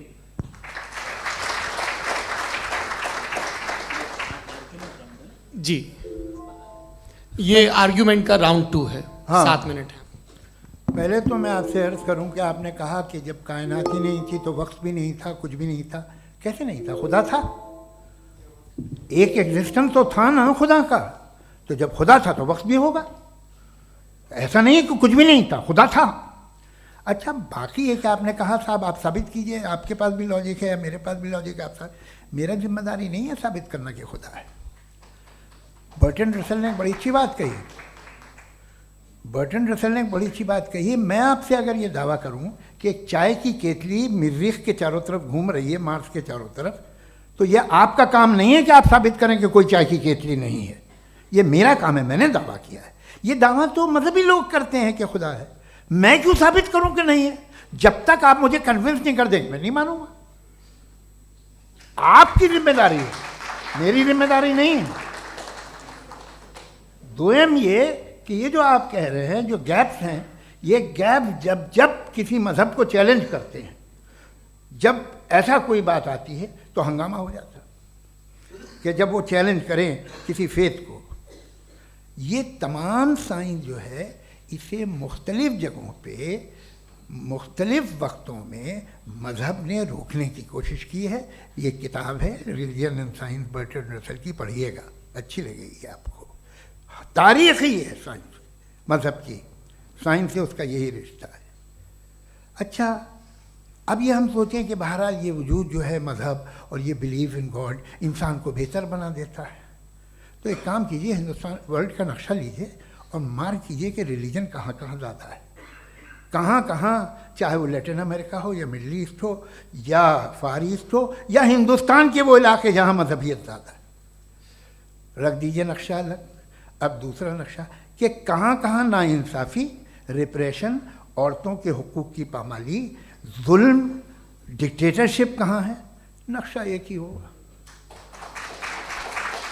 तो आप मुझे बताएं कि जो इसका तरकीब इस्तेमाल क्या है, खुदा का तरकीब इस्तेमाल तो बताइए। आप छोटी सी दवा सड़क पे बेचते हैं, उसकी भी तरकीब इस्तेमाल बताते हैं। इसके इस्तेमाल से तो फ़ायदा ही नहीं हुआ किसी को। जो सारे के सारे ख़राब मुल्क हैं, ख़राब समाज है, वो सारे जुल्म खुदा के नाम पे करते हैं। वो गलत करते हैं, सही करते हैं, मुझे क्या लेना देना उससे। इस्तेमाल से मालूम होता ना। एक विस्की की बोतल कभी शायद देखी हो आपने, लाल रंग की होती है, उस पर रोशनी वोशनी पड़े, इंतहाई खूबसूरत लगती है, क्या बिगाड़ रही है किसी का? उसका इस्तेमाल गलत है, इसलिए आप उसे नापसंद करते हैं। इसका इस्तेमाल गलत है, इस तसव्वुर का इस्तेमाल ही गलत है और हमेशा से गलत हुआ है। आप देख लीजिए, इंसानी तारीख देख लीजिए, आज देख लीजिए, हिंदुस्तान देखिए, दुनिया देख लीजिए, क्या हो रहा है। इसे कैसे इस्तेमाल कर रहे हैं? फेथ वाले लोग क्या फेयर हैं, जस्ट हैं, जो अपने खुदाओं पे यकीन रखते हैं, वो किस तरह के लोग हैं? वो लोगों को इंसाफ देते हैं, वो बेहतर इंसान बने। तो इस दवा का फ़ायदा क्या है? चलो बहुत फ़ायदा हो रहा तो मैं इस्तेमाल कर लूँगा, मैं मुझे तो इस दवा का कोई फ़ायदा दिखता ही नहीं। मुझे तो ऐसा लगता, मैं एक और बात बताऊँ, अगर कोई आदमी मजहबी है और अच्छा आदमी है तो मैं उसकी बहुत इज्जत करता हूँ, इसलिए कि मेरा ख्याल है मजहबी आदमी का अच्छा होना मुझसे अच्छा होने से ज़्यादा मुश्किल है। भाई हर चीज़ की एक लिमिट है। आप इतना भाग सकते हैं, इतना नहीं भाग सकते, इतना वज़न उठा सकते, इतना नहीं उठा सकते, इतना दूर देख सकते हैं, इतना दूर नहीं देख सकते। उसी तरह कॉमन सेंस कहता है कि आप में नेकी का भी एक कोटा होगा। अब आप अगर सुबह जाते हैं अपनी इबादत गाह और इबादत करते हैं तो बाहर निकलते हैं तो आप तो यही महसूस करते हैं कि आपने एक बहुत अच्छा काम किया, आपकी नेकी का एक बहुत बड़ा कोटा खर्च हो गया जिससे किसी का कोई फ़ायदा नहीं। मैं तो नहीं जाता हूँ तो मुझे तो किसी को खाना खिलाना पड़ेगा, किसी बेवा की मदद करनी पड़ेगी, मैं अपना कोटा कैसे कंज्यूम करूँ? आप अपना कोटा, सारे मजहबी लोग इंतहाई यूजलेस कामों में यूज़ करते हैं। उसके बाद भी अगर आप में बच्ची है थोड़ी सी शराफत तो भाई वाह क्या बात है।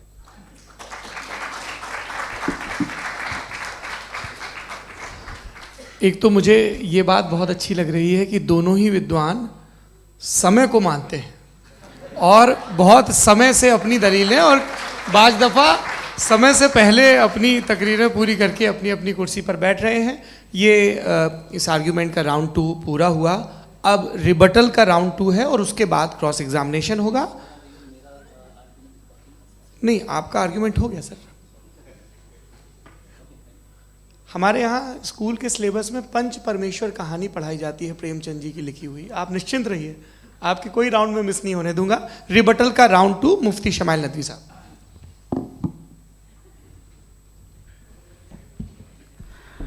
असल में जो हकीकी प्रॉब्लम है, असल प्रॉब्लम है, वो ये है कि जावेद साहब के पास कॉन्सेप्ट ऑफ गॉड क्लियर नहीं है। इन्होंने कहा कि कायनात से पहले खुदा तो था, तब भी तो टाइम होगा। ये टाइम कायनात का हिस्सा है। हम खुदा, उस खुदा को मानते हैं, नेसेसरी बीइंग का टाइमलेस होना जरूरी है, चूंकि वो टाइम का क्रिएटर है। जब उसने टाइम को क्रिएट किया तो वो खुद टाइम पे कैसे होगा? उसने जब स्पेस को क्रिएट किया तो खुद स्पेस में कैसे होगा? अगर वो टाइम एंड स्पेस को पहले से ही उसका पाबंद है तो फिर किस चीज को उसने क्रिएट किया? लिहाजा ये सवाल गलत है कि खुदा था तो टाइम होगा। बिल्कुल नहीं, टाइम के पाबंद हम हैं, खुदा नहीं है। हम फिजिकल वर्ल्ड से ताल्लुक रखते हैं, वो मेटाफिजिकल रियलिटी है। दूसरी चीज इन्होंने मिसाल दी कि चाय की केतली हवा में घूम रही होगी, और पता नहीं शायद वो बर्टन रसल का उन्होंने हवाला दिया। बहरहाल यही प्रॉब्लम है। प्रॉब्लम यही है कि हम चीज़ों के दरमियान डिफ्रेंशिएट नहीं कर पाते। ये जो आपने मिसाल दी ये इमेजिनेशन है, और मैं जो साबित कर रहा हूं वो लॉजिकल नेसेसिटी है। आप इमेजिन करने आए तो कुछ भी करें, जुपिटर में पिंक एलिफेंट होगा, यूनिकॉर्न होगा, करें, उससे कायनात पे क्या फर्क पड़ता है? उससे आप लॉजिकल नेसेसिटी साबित नहीं कर सकते। मैं तो उस प्राइम कॉज की बात कर रहा हूं, उस नेसेसरी बीइंग की बात कर रहा हूं जिसके बगैर इस कायनात का एग्जिस्टेंस मुमकिन नहीं है। दूसरी चीज, मजहब को साइंस चैलेंज करती है वगैरह वगैरह, ये हमारा टॉपिक ही नहीं है। मैं इस पे बात करूंगा तो फिर मेरा वक्त चला जाएगा। मजहब के ऊपर चूंकि हमारी डिस्कशन नहीं है, साइंस को मजहब और बिलखुसूस मैं और हमारा वर्ल्ड व्यू कम अज़ कम साइंस को पीछे नहीं करता है, साइंटिज्म की मजम्मत करता है। इसकी वजाहत मैंने पहले कर दी। दूसरी चीज़ इन्होंने कहा वर्ल्ड का नक्शा लीजिए, वर्ल्ड मैप लीजिए, दो अलग अलग जगह की। हज़रत मैंने ये होमवर्क किया था, और मैंने मिडिल ईस्ट का एक नक्शा लिया और यूरोप का एक नक्शा लिया। ये मजहबी इलाका और ये लिबरल और एथीस्ट इलाका। मुझे पता चला कि सबसे ज़्यादा रेप केसेस जो हैं वहाँ पर हैं।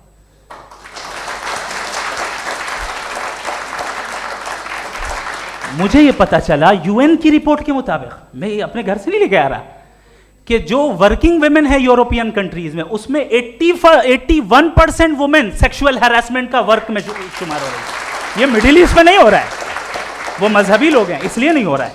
दूसरी चीज, आपने ये कहा कि मजहबी आदमी का अच्छा होना हमारे अच्छे होने से बहुत मुश्किल है, बहुत मुश्किल है। तो इसका मतलब यह है कि गॉड के अलावा आपके पास अच्छे और बुरे का कोई स्टैंडर्ड है।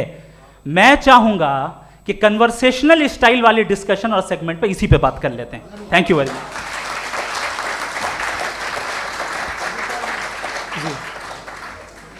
ये रिबटल का राउंड 2 है। आपके पास 5 मिनट का वक्त है, और इसके बाद क्रॉस एग्जामिनेशन शुरू करेंगे। आप चाहें तो जो इन्होंने सवाल पूछे उनके जवाब आप रिबटल में भी दे सकते हैं। जी जी, देखिए, पहले तो ये बात कि ये मिसाल गलत नहीं है, गलत है। इन्होंने पहले ही हमको डिसार्म कर दिया। कह लिया अकल से मामला सॉल्व नहीं हो सकता, लॉजिक से आप पहुंच नहीं सकते। ये एक मेटाफिजिकल चीज़ है। मेटाफिजिकल अजीब सा लफ्ज़ है, ठीक से किसी को माने नहीं मालूम इसके, तो ऐसा लगता है कुछ बड़ी चीज़ है। अरे भाई, क्या होता है मेटाफिजिकल, बताओ, खड़ी हो। ये एक लफ्ज़ है जो कहीं भी इस्तेमाल हो जाता है।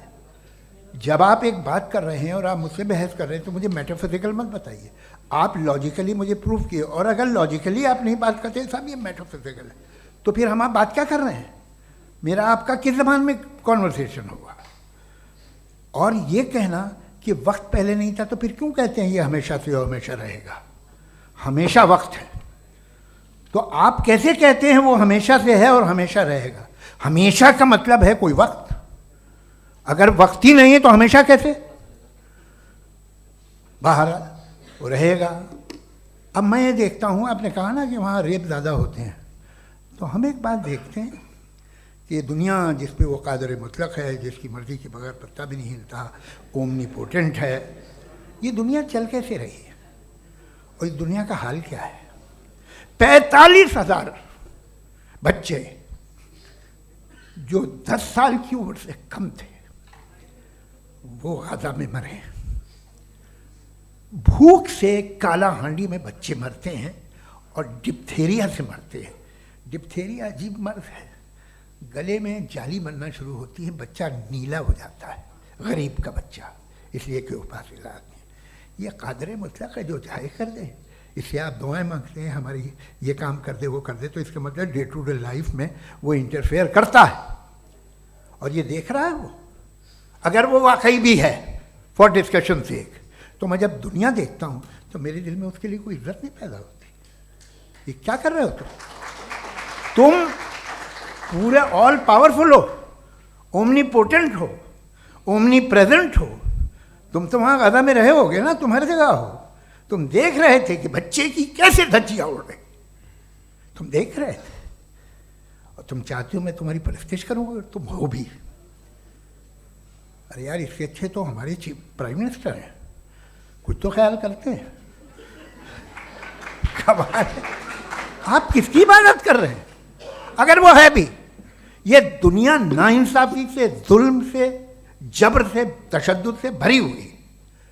और आप ये मत कहिएगा कि वो देख रहा है और वो बताएगा एक दिन। अगर वो देख रहा है और इंटरफेयर नहीं करता तो आप दुआ क्यों मांगते? आप कहते हैं मेरा ये काम करा दे, इसके मतलब है वो दखल दे सकता है, वो आपको नौकरी दिलवा सकता है, भले दूसरे आदमी को न मिले, मगर आपका काम कर देगा चूंकि आपने दुआ मांगी है। तो जब वो आपको नौकरी दिला सकता है, लड़की की शादी कर सकता है, बेटे को ग्रीन कार्ड दिलवा सकता है, तो कम से कम ये जो मर रहे हैं बच्चे, इनको रोक दे, कुछ तो करे। मुझे तो दुनिया में, इस दुनिया का कोई मालिक है, इसका ओमनीपोटेंट कोई रूलर है, और ये दुनिया ऐसी चल रही है। मैं तो चाहूँगा कि भाई ना हो, अगर हो तो बड़ी शर्मिंदगी की बात है। शुक्रिया।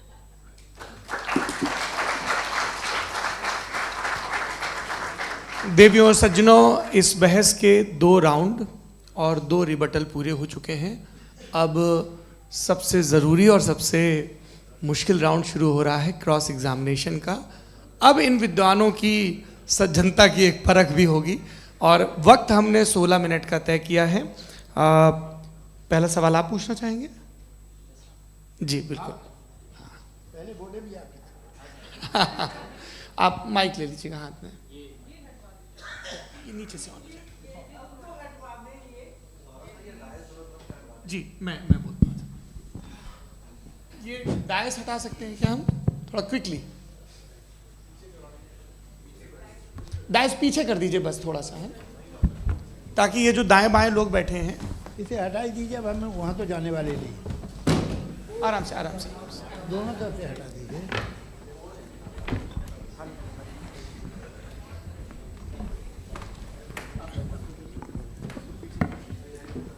इस बीच आप लोग भी अपने अपने सवाल तैयार कर लें। ये ध्यान रखेंगे कि मैं यहाँ से सवाल लूँगा, आप लोगों को अपना हाथ ऊपर करना है, अपना नाम बताना है और अधिकतम 3 वाक्यों में अपना सवाल पूरा करना है। कई लोग सवाल की जगह भाषण देने लगते हैं, उससे आज बचना है। जी मुफ्ती साहब, पहला सवाल आपका, 16 मिनट हैं, हम दोनों लोगों के सवाल लेंगे। जी जी बहुत शुक्रिया। आपकी जो अभी बात हुई बहुत अहम थी, मैं इसको चाहूँगा कि आगे डिस्कस करूँ, लेकिन चूँकि अभी ये वो सेगमेंट है क्रॉस एग्जामिनेशन, तो सबसे पहला सवाल आपसे ये है कि जो मैं इतनी देर से कॉन्टिंजेंसी आर्ग्यूमेंट आपको बता रहा था, ये अकल से ही बता रहा था हजरत, आप ये बताएं कि आप इन्फिनिट रिग्रेस ऑफ कॉजेस को पॉसिबल मानते हैं या नेसेसरी बीइंग के एग्जिस्टेंस को सही समझते हैं? चूंकि 2 ही ऑप्शन हो सकता है, आप ये बताएं। देखिए, आपको मैं ईमानदारी से बात करूँ, एक तो मैं कॉन्टिजेंसी वर्ड ठीक से समझता नहीं, और इस वक्त भी जो आपने अंग्रेज़ी के अल्फाज इस्तेमाल किए वो ज़रा थोड़े से मुझे डिफ़िकल्ट और कॉम्प्लिकेटेड लगे, तो आप ज़रा सिंपल ज़बान में सवाल कर सकते हैं? बिल्कुल कर सकता हूँ जी। यूनिवर्स की हर चीज़ कॉन्टिंजेंट होने का मतलब ये है कि वो अपने एग्जिस्टेंस में किसी के ऊपर डिपेंडेड है। जो भी चीज़ डिपेंडेड होगी वो चीज़ इंडिपेंडेंट नहीं हो सकती, तो उसका कोई ना कोई कॉज होगा।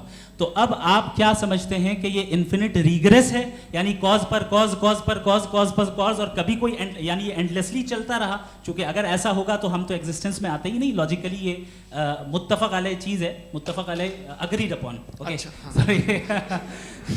इस पे हमने एग्री किया था कि मुश्किल शब्द आएगा तो अर्थ बताना पड़ेगा। तो इन्फिनिट रिग्रेस तो पॉसिबल नहीं है, तो कहीं ना कहीं आपको रुकना पड़ेगा ऐसे नेसेसरी बीइंग पर। नहीं, कोई ज़रूरत नहीं रुकने की। किसने कहा आप रुकना पड़ेगा?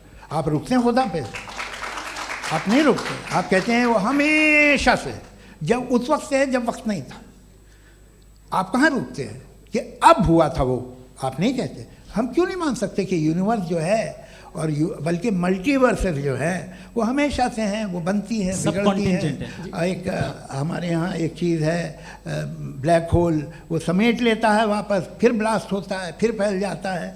और इसमें हमारी तो खैर कोई औकात ही नहीं है। इंसान की एक छोटे से ज़र्रे पे हम 50-60 साल की उम्र रखते हैं, जो करोड़ों अरबों साल की कायनात है उसमें, और पैदा भी नहायत ही बेहुदा वजह से हुए थे।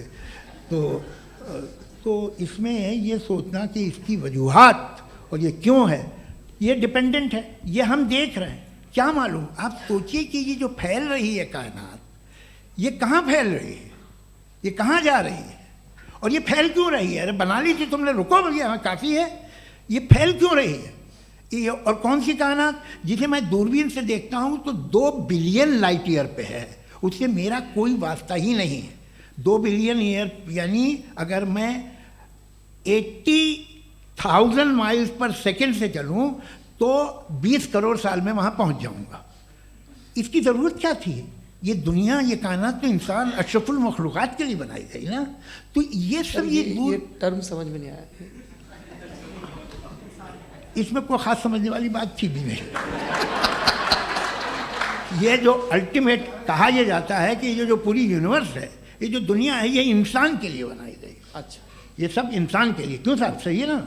बिल्कुल, लेकिन इसका ये मतलब नहीं कि किसी चीज के पीछे रीजन आपको नहीं पता तो रीजन नहीं है, इसे कहते हैं नहीं, from limited perspective। मुझे नहीं पता, लेकिन मेरी जिम्मेदारी नहीं है। वो बिल्कुल सही कहा था उसने, बर्टन रसल ने। आपने उसे मजाक में टाल दिया कि भाई आप एक दावा कर रहे हैं, मैं क्यों कहूँ कि ये गलत है दावा। आप प्रूफ कीजिए, मेरे पे जिम्मेदारी ही नहीं है, मैंने थोड़ी कहा है।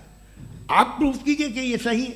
आप आर्ग्यूमेंट ऑफ कॉन्टिजेंसी आप का जवाब कोई ही नहीं दे सवाल रहे हैं। पूछना चाहेंगे? है? आप सवाल पूछना चाहेंगे मुफ्ती साहब से, क्योंकि ये क्रॉस एग्जामिनेशन का दौर है। आप जैसे पहले बोल रहे थे फेथ को लेके कुछ। मैं ये पूछना चाहूँगा कि खुदा ने जो भी रेवलेशन किए हैं, एक मज़हब के लिए बहुत से मज़हबों में किए हैं, अलग अलग रेवलेशन है। कहीं कुछ एक बातें हैं, कॉन्ट्रडिक्शन भी है आपस में, कहीं कुछ आप कर सकते हैं, कहीं कुछ नहीं कर सकते। ऐसा नहीं है कि सबकी कोड ऑफ मॉरल एक है। तो ये किस्सा क्या है।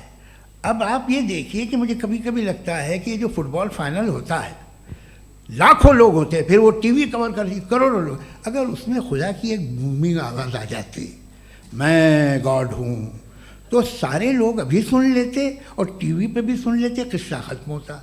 ये इतनी राजदारी क्या है कि तुम सामने कुछ तो सबूत दे दो हमें सॉलिड। ये कह साहब ये यूनिवर्स कैसे बनी, इससे मसला क्या हल होगा। मैं पूछूंगा आपसे खुदा कैसे बना, क्यों नहीं पूछूंगा कैसे बना, बल्कि वो तो कायनात से कहीं ज़्यादा इंटेलिजेंट है, कायनात से कहीं ज़्यादा कॉम्प्लेक्स। जी वो हमेशा से है, आप कहेंगे मैं मान लूँगा। अच्छा, दोयम वो कादिर मुतलक, यानी कादिर मुतलक का मतलब ओमनीपोटेंट, वो जो चाहे कर सकता है। आपको नौकरी दिलवा सकता है, आपकी अच्छी जगह शादी करवा सकता है, आपके पड़ोसी का मुकदमा हरवा सकता है, आपको जिता सकता है, सब काम करता है। थोड़ा सा माइक क्लोज जी। वो इस दुनिया को चला कैसे रहा है, ये दुनिया कैसे चल रही है, आपको इस पर हैरत नहीं होती। या क़यामत के बाद कभी एक जस्टिस होगा, जब ये बच्चा मर चुका होगा, जिसकी धज्जियाँ उड़ गई बम से, इसको इंसाफ मिलेगा तब। अच्छा, अब जवाब दूं? हाँ जी, मैं वही इसीलिए आप की तरफ। सबसे पहले आपने रेवलेशन और स्क्रिप्चर्स की बात की, इस पे मैं बात कर सकता हूं, लेकिन आज नहीं करूंगा चूंकि वक्त कम है, कभी और इस पे डिस्कस करेंगे। मैं तैयार हूं उस पे भी बात करने के लिए। ये अभी से राउंड 2 की भूमिका तय हो रही है। डज गॉड एग्जिस्ट राउंड 2 जी। चूंकि आज गॉड के एग्जिस्टेंस पे बात है, तो मैं उसी के रिलेटेड जो है आपके सवालात को एंटरटेन भी करूंगा और मैं भी पूछूंगा। आपने कहा कि आपने साबित ही नहीं किया, जबकि आर्ग्यूमेंट ऑफ कॉन्टिजेंसी बुनियादी आर्ग्यूमेंट है। आप मुझे कॉन्टिजेंसी का मतलब बताइए, आपका मतलब क्या है कॉन्टिजेंसी? कॉन्टिजेंसी का मतलब यह हुआ कि हर वो वजूद जो किसी भी चीज़ का पाबंद है, हर वो वजूद या हर वो चीज़ जो अपने एग्जिस्टेंस में किसी भी चीज़ के पाबंद है और उससे बाउंड है, उसको उसकी ज़रूरत है, उस पर डिपेंड करती है, तो जाहिर सी बात है कि उसका कोई ना कोई कॉज होता है। ये तो अक्ल की बात है।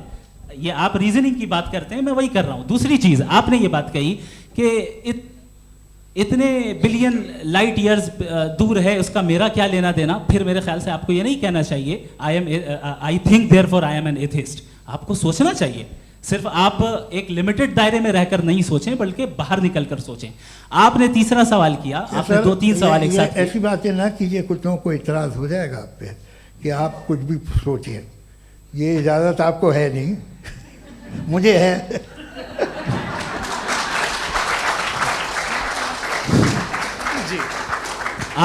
आपने प्रॉब्लम ऑफ इविल के ताल्लुक से सवाल किया और बार बार आप एक लफ्ज रिपीट कर रहे हैं कि ओमनीपोटेंट गॉड है, ऑल पावरफुल गॉड है। यही तो दरअसल समझना है कि गॉड का कॉन्सेप्ट क्या है। प्रॉब्लम ऑफ इविल जो है, प्रॉब्लम ऑफ इविल दर हकीकत दो असम्पशंस पर कायम है। अगर आप इन दो असम्पशंस को समझ जाएं तो ये प्रॉब्लम नहीं रहेगी, आर्ग्यूमेंट आपको समझ में आ जाएगी कि ये कोलैप्स कर जाता है।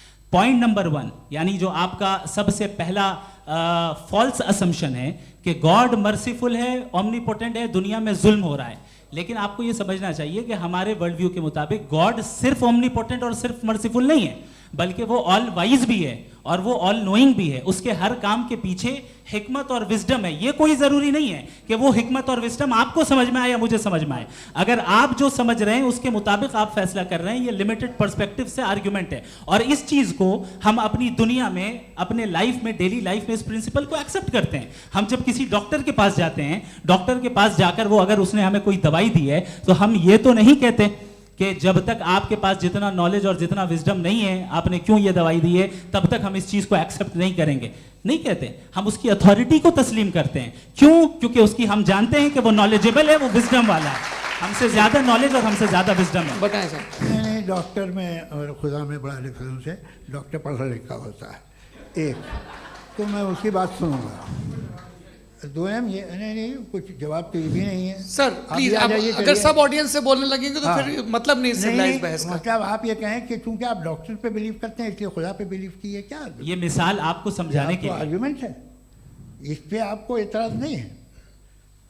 तो सिंपल बात ये है कि मैं अगर ये यकीन कर लूँ कि एक ओमनीपोटेंट, उसकी मसलहत है, ये जो बच्चे मर रहे हैं ये मसलहत है उसकी, मुझे नहीं चाहिए थी मसलहत। उसकी मसलहत नहीं, यही तो समझना है। मतलब एक्सपीरियंस। अच्छा, इस आपने अभी मेरी बात पूरी सुनी नहीं। मैंने कहा आपका पूरा आर्ग्यूमेंट दो फॉल्स असम्पशंस पर है। एक फॉल्स असम्पशन मैंने बता दिया, दूसरा फॉल्स असम्पशन ये है कि इस दुनिया में इविल के होने का कोई गुड रीजन नहीं है, जबकि हमारे पास बाज रीजंस मौजूद हैं, हमारे पास बाज वजूहात मौजूद हैं। अगर इस दुनिया में इविल ना हो तो आप गुड को डिफाइन कैसे करेंगे?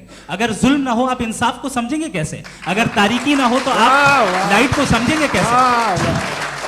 बहुत अच्छे। अभी और सुन लें, अभी और बाकी है। ये तो बात बहुत पसंद आई साहब मुझे, कि जब तक रेप ना हो तब तक औरतों की इज्जत का ख्याल आपने मेरा जवाब पूरा सुना ही नहीं। जब तक के बच्चों का कत्ल ना किया जाए तब तक आपको बच्चों की मासूमियत की इज्जत। आपने पूरा जवाब सुना ही नहीं। क्या बात है, क्या आपने नुक्ता निकाला? आपने पूरा जवाब सुना ही नहीं। आप सुन लें, मेरी बात सुन लें।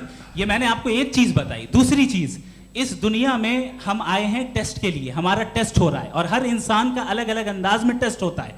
और इस दुनिया में अगर इविल मौजूद है तो वो इविल जरिया है हमारे अंदर ह्यूमन नोबल क्वालिटीज को डेवलप करने का और अलग अलग फील्ड में प्रोग्रेस करने का। और अगर हमारे अंदर और इस दुनिया में इविल नहीं होता तो बताइए टेस्ट का मतलब क्या होता? अगर मैं अपने स्टूडेंट को एमसीक्यूज दूं और उसमें सिर्फ राइट आंसर लिख कर दे दूं और कहूं तुम्हारा टेस्ट हो गया, ये मीनिंगलेस है। इस दुनिया में अगर हम टेस्ट के लिए आए हैं तो जाहिर है गुड एंड इविल दोनों मौजूद है। बताइए। तो अगर गुड एंड इविल दोनों मौजूद है तो ये इविल भी खुदा का बनाया हुआ है? जी हाँ, खुदा का बनाया हुआ है। लेकिन अच्छा, चलो अच्छी बात। जी बिल्कुल, तो बिल्कुल खुदा ने बनाया। अभी तो ये है कि जो मेजॉरिटी है दुनिया में वो इविल है, तो ये खुदा एक्चुअली इविल के साइड पे लग रहा है मुझे। बिल्कुल भी नहीं, मैं बताता हूं। मेजॉरिटी में तो वो है। क्या बात कर रहे हैं भाई आप? मैं बहुत कोई भी जो मुंसिफ होगा, चाहे आपका अपना घर हो जिसके आप सबसे बड़े हैं, चाहे आपकी ऑर्गेनाइजेशन हो जो आप चलाते हैं, वहाँ पर आप इविल रखेंगे साबित करने को कि बाकी लोग शरीफ हैं? मेरी बात सुन क्या लें। ये आर्ग्यूमेंट ही गलत है? अगर कि जब तक के कोई इविल नहीं होगा तब तक के शरीफ आदमी शरीफ नहीं लगेगा। अगर एग्जामिनर गलत ऑप्शन दे रहा है तो एग्जामिनर इविल नहीं हो गया। जो गलत ऑप्शन को सेलेक्ट कर रहा है वो फेल होगा। क्रिएटर ने इविल को बनाया है लेकिन वो इविल नहीं है। अच्छा सुनिए मेरी बात, हाँ। Let me complete sir. जी जी। क्रिएटर ने इविल को बनाया है टेस्ट के लिए, वो इविल नहीं है। इविल वो होगा जो उसे इख्तियार करेगा। छुरी को बनाने वाला गलत नहीं होता है, छुरी का गलत इस्तेमाल करने वाला गलत होता है। रेप को कैसे गलत इस्तेमाल करते हैं? इंसान के फ्री विल का नतीजा ये रेप कैसे गलत इस्तेमाल होता है? ये मुझे अब सुन लें, अब सुन लें। गलत इस्तेमाल होता हाँ, मैं बता रहा हूँ रेप ना, कैसे गलत मैं बता रहा हूँ जी। कि जो इविल इस दुनिया में मौजूद है उसके कई सारे तरीके हैं। एक तरीका इंसान का अपना फ्री विल है। अब अगर कोई रेपिस्ट रेप कर रहा है तो इसका गॉड का कसूर नहीं है, वो अपने फ्री विल का गलत इस्तेमाल कर रहा है, उसको सजा मिलनी चाहिए। अच्छा। और उसी के लिए जहन्नम बनाई गई है। ये फ्री विल का भी बड़ा चक्कर। आप जब कोई बुरा काम करते हैं या कोई बुराई होती है तो ये कहा जाता है कि ये फ्री विल है। 7 billion free wills are moving on this planet. 7 billion free will. और एक आदमी अपनी फ्री विल से मुझे कत्ल कर दे तो मैं खुदा की मर्जी से मरा हूँ कि इसकी फ्री विल की वजह से? मेरी मौत खुदा के हाथ है या ये फ्री विल वाले के हाथ है? खुदा ने फ्री विल का निजाम बनाया है और उस निजाम का गलत इस्तेमाल करके कोई आपको मार रहा है, इस्तेमाल करके मेरा कत्ल कर देता है। अब मेरी मौत का जिम्मेदार कौन है? वो इंसान जिम्मेदार है। वो इंसान। जी। तो ये कहना कि और उसको खुदा ही जिंदगी उसको सजा का- मिलेगी। तो अब आप आगे चलिए कि ये तय करना कि अल्लाह ही या खुदा, सॉरी, अल्लाह ने, खुदा ही जिंदगी देता है, खुदा ही मौत देता है, ये गलत है। बिल्कुल गलत नहीं है। हाँ, नहीं, निजाम उसी ने बनाया फ्री विल का। निजाम मौत और हयात का उसी ने बनाया। You are contradicting yourself. अभी आपने कहा कि एक आदमी ने फ्री विल से आपको मार दिया, इसमें उसे फ्री विल दी गई थी, उसने गलत इस्तेमाल किया। 7 billion free wills are moving on this planet और आप चाह रहे हैं कि मैं सिर्फ खुदा का ध्यान करूं। ये 7 बिलियन फ्री विल्स को मुझे लुक आफ्टर करना पड़ेगा कि नहीं? ये तो तबाहियां कर रही हैं और तबाहियां ज़्यादा हो रही हैं। बिल्कुल। तो अगर आप बताएं अगर खुदा नहीं है फॉर एग्जाम्पल, हाँ। तो आप इविल को कैसे डिसाइड करेंगे? यानी how can you define evil objectively without God? देखिए, दुनिया में 2 तरह के जानवर हैं। एक जो अकेले रहते हैं जंगल में और एक जो ग्रुप्स में रहते हैं। ग्रुप में जो भी रहेगा, चाहे वो आपका फाउंडेशन हो, चाहे कोई क्लब हो, चाहे कोई पॉलिटिकल पार्टी हो, चाहे कोई यूनिट हो, उसमें आपको इंटरैक्ट करने के रूल बनाने पड़ेंगे। यानी लोग तय करेंगे। लोग तय करेंगे। अगर लोगों ने ये तय किया कि किसी का रेप करना सही है, आप जस्टिफाई करेंगे? नहीं, आपका फाउंडेशन तो ये हो गया ना कि लोग ही विल डिसाइड दुनिया करेंगे। में- नहीं, अरे दुनिया में ऐसे ग्रुप्स हैं जो रेप को जायज़ मानते हैं सर्टन हालात में। मैं डिटेल में नहीं जानूंगा, आप भी जानते हैं। ये जो आईसिस वाले थे जिन्होंने क्या किया था, तो उन्होंने क्या किया उसका खुदा से कोई ताल्लुक नहीं है सर। मैंने सिंपल सवाल किया कि इविल को आप डिफाइन करते चलिए, कैसे चलिए, हैं? आइए वापस आइए। जी। आप साथ में तभी रह सकते हैं जब कुछ आप ऐसे उसूल डेवलप करें जिसमें हर एक का बेसिक तहफ़्फ़ुज़, हर एक का बेसिक राइट हो और हर एक को कोई आराम मिले। यही तरीक़ा है किसी भी ऑर्गेनाइजेशन जिसमें एक से ज़्यादा लोग हैं और वो ऐसे चलती है ज़िंदगी। उसमें अगर आप गड़बड़ करेंगे तो तबाही होगी, नुकसान होगा, बर्बादियाँ आएंगी।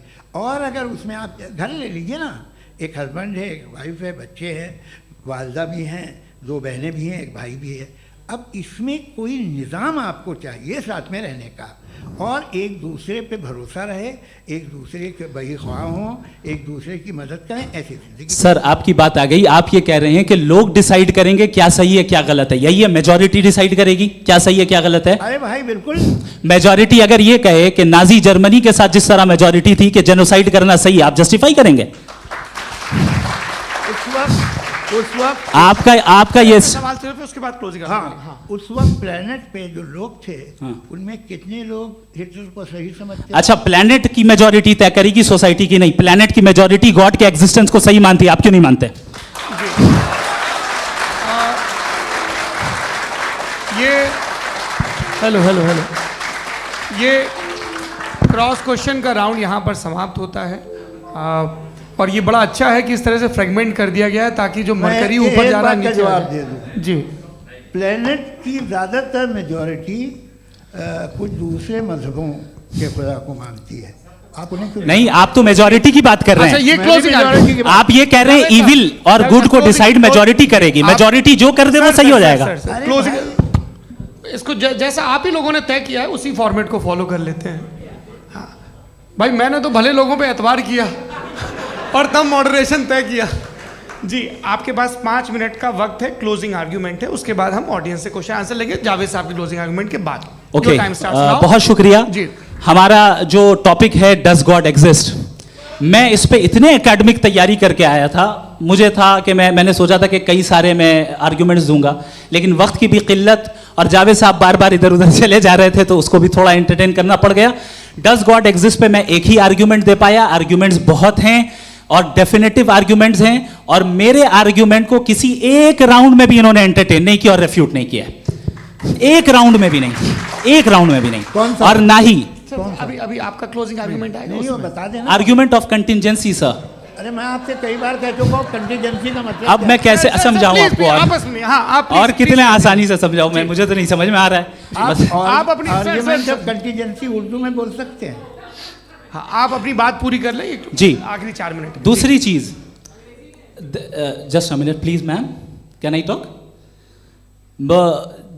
दूसरी चीज ये है कि आपने एक तो इसका जवाब नहीं दिया, दूसरा आपने गॉड के ना होने पर कोई डेफिनेटिव आर्ग्यूमेंट नहीं दिया, सिर्फ मजहब पे बात कर रहे हैं आप।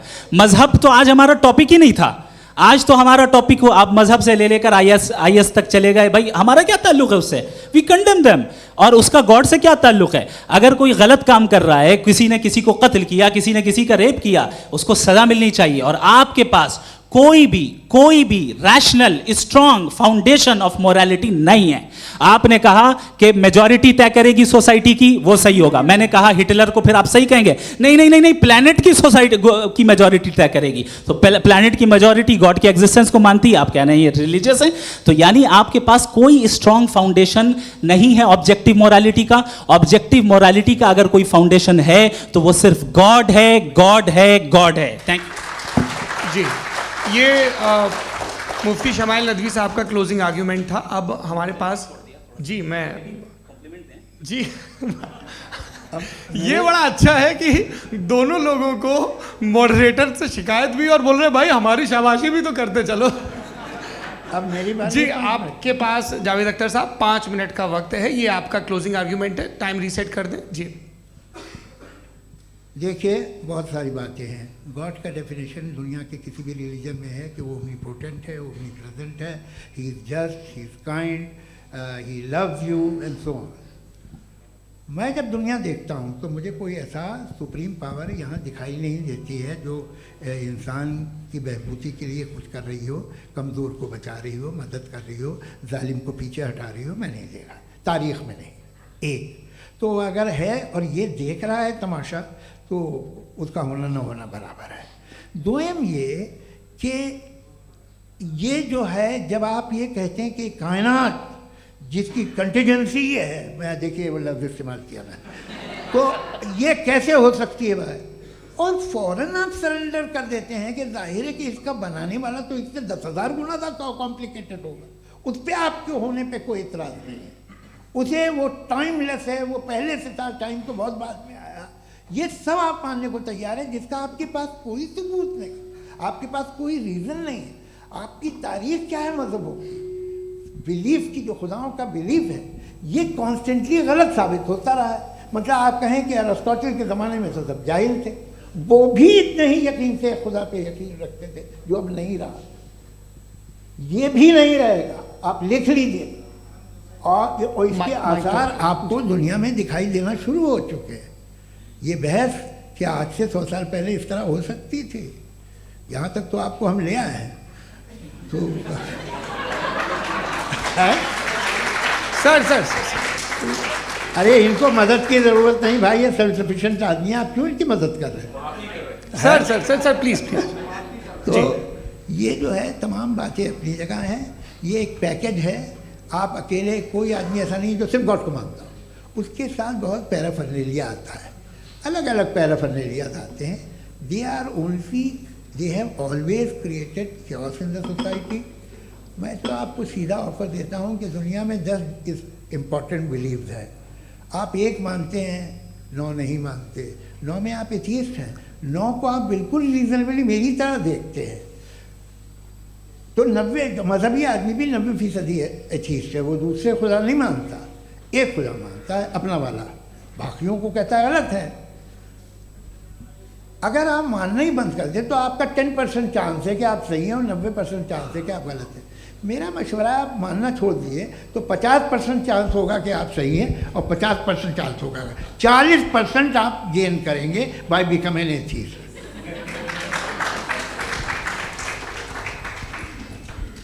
ये एक फरसूदा ख्याल है, ये ख़त्म हो रहा है। हो सकता है मेरी ज़िंदगी में ना हो, लेकिन ये हो जाएगा। जो बातें ये इनको आप मेटाफिज़िकल ये वो ऐसे रिस्पेक्टेबल टर्म दे दिए, ये तो उन लोग के हैं जिन्हें ना फिज़िक्स मालूम थी ना मेटा मालूम था, ये उन्होंने आपको दिए हैं। जी बहुत शुक्रिया आप दोनों लोगों का। और अब इस बातचीत का आखिरी राउंड शुरू होगा, डज गॉड एग्जिस्ट की ये बहस मुफ्ती शमाइल नदवी और जावेद अख्तर साहब के बीच। आप लोग अपने अपने हाथ ऊपर करेंगे, मैं यहाँ से तय करूँगा। और माइक हमारे पास है क्या? एक ही माइक है ऑडियंस के लिए? 2 माइक है, एक इस तरफ एक इस तरफ, ठीक है। तो जी सबसे पहले हमारी सहयोगी हैं मारिया शकील जी, पूछिए सवाल। थोड़ा सा रुकेंगे ताकि कैमरे का फ्रेम आप पर आ जाए, आपकी तो प्रैक्टिस है टीवी की। जी नदवी साहब, मैं खुदा को मानती हूँ, पहले मैं इसी प्रमाइस से शुरू कर रही हूँ और ये बता रही हूँ आपको, मैं मानती हूँ। लेकिन कुछ सवाल हैं जो जावेद साहब ने उठाया, उसका जवाब आपको देना चाहिए। पहला सवाल ये कि गज़ा में सालों से छोटे बच्चे मर रहे हैं, वो उनको अगर खुदा मर्सीफुल है, हम मानते हैं कि अल्लाह ताला में बहुत ताकत है, तो वो बच्चे क्यों मर रहे हैं? दूसरी बात ये कि अगर कंटिजेंसी की जो आप बात करते हैं, पूरे मुस्लिम ममालिक मिल कर के भी उन गज़ा के बच्चों को क्यों नहीं बचा पा रहे हैं? क्योंकि अगर वो चाहते, क्योंकि अल्लाह ताला उन पर हुकूमत करते हैं, सब पर हुकूमत करते हैं, तो वो उनको क्यों नहीं बचा? जी थैंक यू वेरी मच। बहुत अच्छा किया आपने इस चीज़ को जिक्र कर दिया, मैं इसको और अच्छे से एक्सप्लेन करने की कोशिश करता हूँ। देखें, जहाँ तक आपने कहा कि गज़ा के बच्चों को मारा जा रहा है, देखें 2 वर्ल्ड व्यू है, एक एथीस्टिक वर्ल्ड व्यू, एक थीस्टिक वर्ल्ड व्यू है। बच्चे मर रहे हैं दोनों वर्ल्ड व्यू में, लेकिन हमारा वर्ल्ड व्यू कह रहा है कि रिकॉम्पेंस है, ये कह रहे हैं कि उनका मरना बेकार जाने वाला है, कोई उसका रिकॉम्पेंस नहीं है, चूंकि इनके यहाँ आखिरत और अल्लाह का कोई तसव्वुर या गॉड का कोई तसव्वुर नहीं है। आपने ये सवाल किया कि गॉड मर्सीफुल है, क्यों नहीं रोकता? ये मैंने बताया कि ये मिसकंसेप्शन है लोगों के दरमियान कि गॉड को सिर्फ मर्सीफुल और ओमनीपोटेंट समझते हैं। गॉड के सिर्फ यही 2 एट्रीब्यूट्स नहीं हैं, गॉड के कई सारे एट्रीब्यूट्स हैं, उनमें से अल हकीम भी है, उनमें से ऑल वाइज भी है, ऑल नोइंग भी है। लिहाजा अगर इस दुनिया में किसी को तकलीफ आ रही है और गॉड उसको नहीं रोक रहा है, वो इसलिए नहीं रोक रहा है चूंकि इंसानों को फ्री विल दिया गया है। ठीक इसी तरीके से अगर एक डॉक्टर किसी छोटे बच्चे को इंजेक्शन लगा रहा है, उसे तकलीफ पहुंच रही है, उसके लिमिटेड पर्सपेक्टिव के एतबार से ये गलत हो रहा है और डॉक्टर बुरा है। लेकिन जब आप ब्रॉडर पिक्चर को देखेंगी, आपके और हमारे पास सिर्फ एक पिक्सल है, हमें इतना नजर आ रहा है कि गज़ा में कत्ल हो रहा है, लेकिन इसके पीछे कितना रिकॉम्पेंस उनको मिलने वाला है, पूरा पिक्चर गॉड के पास है। तो एक पिक्सल से आप पूरे पिक्चर को कभी भी जज नहीं कर सकती। आप इसमें कुछ जोड़ना चाहेंगे? आपको कुछ बोलना है इसमें? भैया आपने बहुत अच्छा जस्टिफिकेशन दिया, या आप वो जो वहाँ के प्राइम मिनिस्टर इजराइल के उन्हें भेजिए, वो बहुत खुश होंगे। आप जस्टिफिकेशन दे देना कि अगर गॉड नहीं है तो बच्चे क्यों मर रहे हैं, आप बताएं। वो ये सवाल पूछ रहे हैं कि अगर आप ईश्वर का अस्तित्व नहीं मानते हैं तो उन बच्चों की मौत को आप कैसे इंटरप्रेट करते हैं?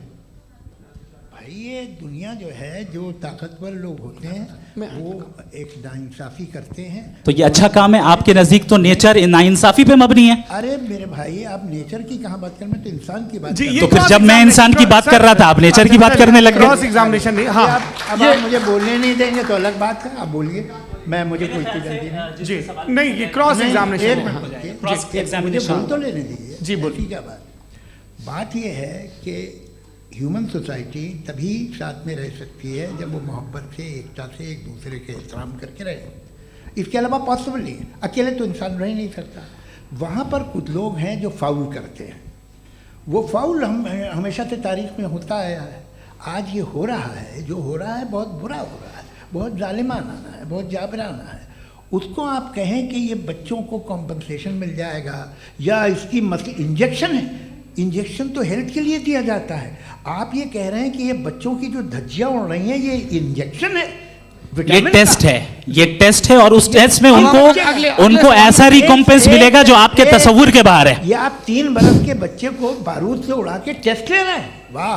वो नहीं ले रहा है, खुदा नहीं उड़ा रहा है, इजराइल उड़ा रहा है। जी, ये तो उसको कंडेम अगला करें। सवाल लेते हैं।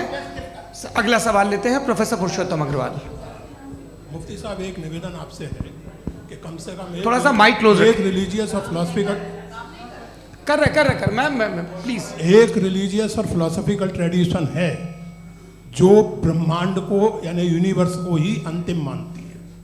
सर्वम खलु इदम ब्रह्मम, this is Chhandogya Upanishad, and it completely rules out the existence और नेसेसिटी, आपके शब्दों में necessity of a creator. The creation itself is the creator. तो एक मिनट प्लीज। दूसरा जो सवाल आपने अभी, जो आप बार बार कह रहे हैं कि भगवान विद्वान भी है, वाइज, सब जानने वाला, तो अगर विजडम में दुनिया भर के पापों और अत्याचारों को बर्दाश्त करना शामिल है, तो फिर इसका मतलब ये हुआ कि अगर मैं फ्री विल से उसको अपोज करता हूं तो ईश्वर की विजडम और मेरी फ्री विल में कॉन्ट्राडिक्शन है। Because when I am opposing whatever is happening in Gaza, then I am opposing the God's will और गॉड्स विजडम। जवाब लेते हैं क्योंकि तो गॉड की विजडम में, एक मिनट सर प्लीज सर, ये एक जुमला, गॉड की विजडम है कि गाजा में जो कुछ हो रहा है वो हो रहा है, मैं उसको अपोज कर रहा हूं, तो मैं गॉड की विजडम के खिलाफ जा रहा हूं। एक सवाल। दूसरा ये नहीं, आपने 2 ऑलरेडी।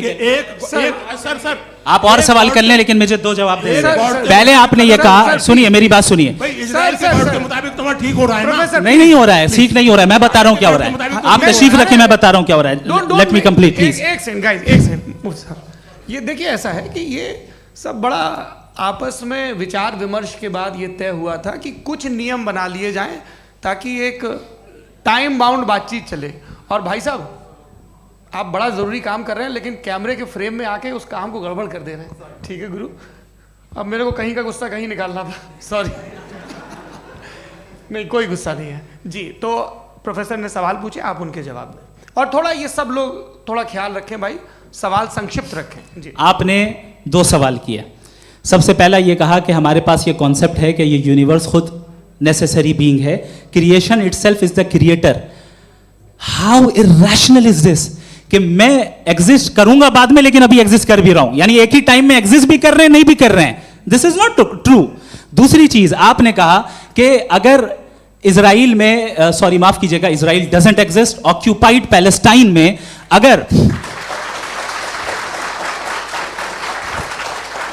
अगर ऑक्यूपाइड पैलेस्टाइन में बच्चों को मारा जा रहा है फ्री विल की वजह से और गॉड नहीं रोक रहा, ये कॉन्ट्रडिक्शन है। ये बताइए कि एक एग्जाम में एक बच्चा गलत आंसर लिख रहा है, सुनिए, एग्जामिनर चाहे तो रोक सकता है, क्यों नहीं रोक रहा है? ये कॉन्ट्रडिक्शन है या कॉन्ट्रडिक्शन नहीं है? माइक नहीं सर, ये आपस में जी, ये क्या आपका सवाल? माइक दीजिए। फ्री विल दिया गया है टेस्ट के लिए, अकाउंटेबिलिटी के लिए। अगर फ्री विल नहीं होता तो आप कहते हैं हमें रोबोट बना दिया गया। नॉट मिसरिप्रेजेंट माय पोजीशन, आपकी जो भी पोजीशन, मैं अपनी फ्री विल के नाते, अपने ह्यूमन विजडम के नाते गाजा में हो रही अत्याचार का विरोध करता हूं। बिल्कुल करना चाहिए। आपके हिसाब से मैं गॉड की विजडम का विरोध कर रहा हूं? बिल्कुल नहीं, वहां जो हो रहा है गॉड की बिल्कुल भी नहीं, बिल्कुल भी नहीं। उसका वहां पर गाजा में कत्ल होना ये इंसानों के गलत इस्तेमाल का नतीजा है, फ्री विल के इस्तेमाल का नतीजा है। गॉड इसका हुक्म नहीं देता, उससे रोकता है। यही तो मसला है ना, आपके लिए कॉन्सेप्ट क्लियर? नहीं भाई, आपने तो बताया था इंजेक्शन लगाने से बच्चे को तकलीफ होती है, ये इंजेक्शन लगा। सर आप ऐसे रेटोरिक स्टेटमेंट दे तब तो कोई मसला नहीं, आपने समझते बोला रहेंगे। कि injection this is a rhetoric statement, this is not a logical argument sir. I am sorry, I am sorry. आखिरी 30 मिनट बड़े मुश्किल होने वाले हैं जी। मुफ्ती साहब आगे बैठे हैं, इनको माइक दीजिए। हाँ, तरुण माइक आप अपने पास रखिए, आपको कैमरे का फ्रेम पता है जी। सबसे पहले दोनों को मुबारकबाद। एक सर अपना आप नाम बता दें। आप अमेरिका में शिकागो में रहते हैं, इतना मुझे याद है। बताया आपको, यासिर नदीम अलवाजदी मेरा नाम है। जावेद सर, आपसे एक क्वेश्चन है इन्फिनिट रिग्रेस के ताल्लुक से। एक हाइपोथेटिकल सिनेरियो है, मसलन अगर आप सर माइक थोड़ा सा प्लीज क्लोज रखिए जी। अगर आप शायर इसलिए हैं कि आपके कोई उस्ताद शायर थे, और वो इसलिए शायर थे कि उनके कोई उस्ताद शायर थे, और इसी तरीके से हम माजी में पीछे चलते चलते चले जाएं और कहीं ना रुके, तो माफ कीजिएगा आप कभी शायर नहीं हो सकते। लेकिन आप शायर हैं, आपका शायर एग्जिस्ट करता है, इसका मतलब ये है कि आप कहीं ना कहीं रुके हैं। तो मेरा सवाल ये है कि क्या आप इन्फिनिट रिग्रेस ऑफ कॉजेस को लॉजिकल फैलेसी मानते हैं या नहीं मानते? हाँ या ना? मैं इन्हें लॉजिकल फैलेसी नहीं मानता हूँ, लेकिन मेरा प्रॉब्लम यह है कि जब मैं नहीं मानता हूँ तो I continue with this logic जो फैलेसी नहीं हो। आप एक जगह रुक जाते हैं जाके, आप कहते हैं ये गेंद कैसे बनी, ये जजीरा कैसे बना, ये समंदर कैसे बना, ये ज़मीन कैसे बनी, और अचानक गॉड पे जाके आपको ब्रेक लग जाता है। एक बार आप सवाल नहीं करते कि भाई इनको बनाने वाला तो इनसे भी कॉम्प्लिकेटेड होगा, वो कैसे बना, उसके बारे में आपने इत्मीनान कर लिया, वो हमेशा से है। तो अगर आप उसे हमेशा से मानते हैं तो फिर ये मान लीजिए कि कायनात हमेशा से है, क्या तकलीफ फिर हम वजूद में नहीं आते ना। जी है?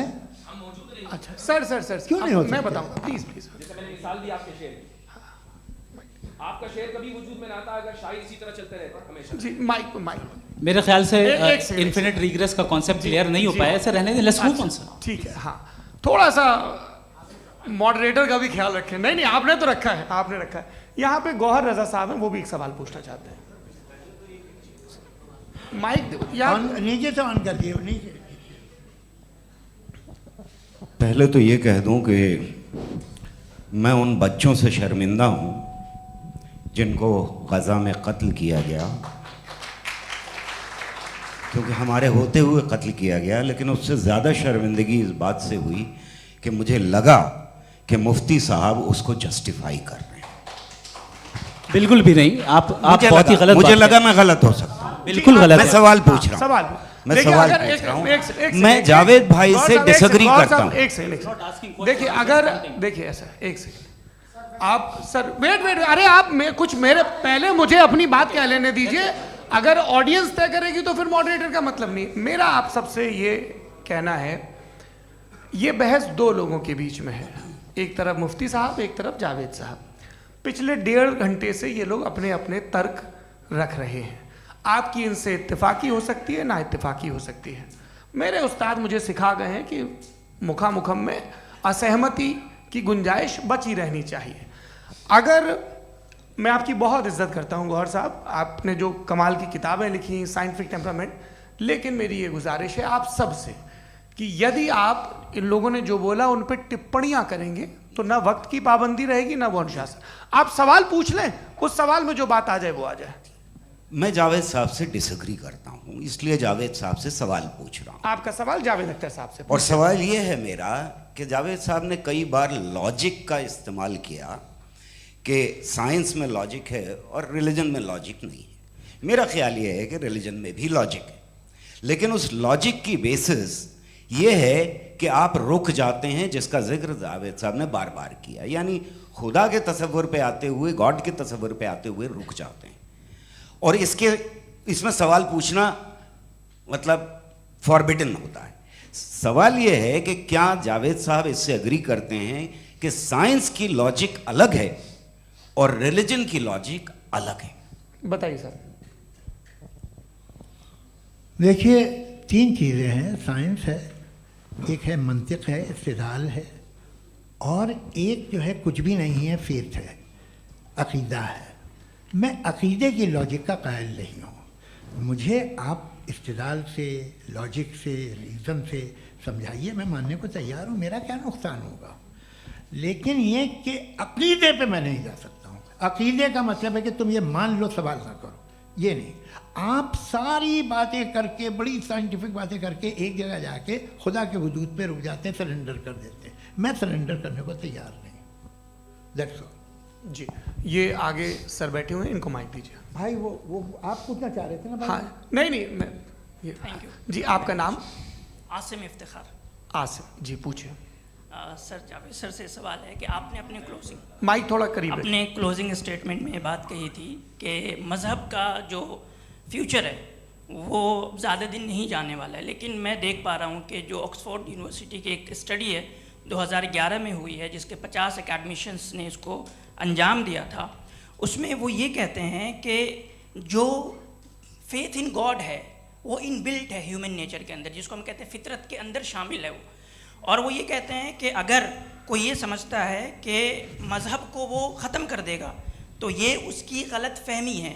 तो आप इसके बारे में, इस स्टडीज़ के बारे में क्या कहते हैं? ठीक है, मैं उनसे एग्री नहीं करता हूँ। वो कौन से प्रोफेसर होंगे, ऐसा उनके क्या पास डेटा है, इन्होंने डेटा के बेस होगा।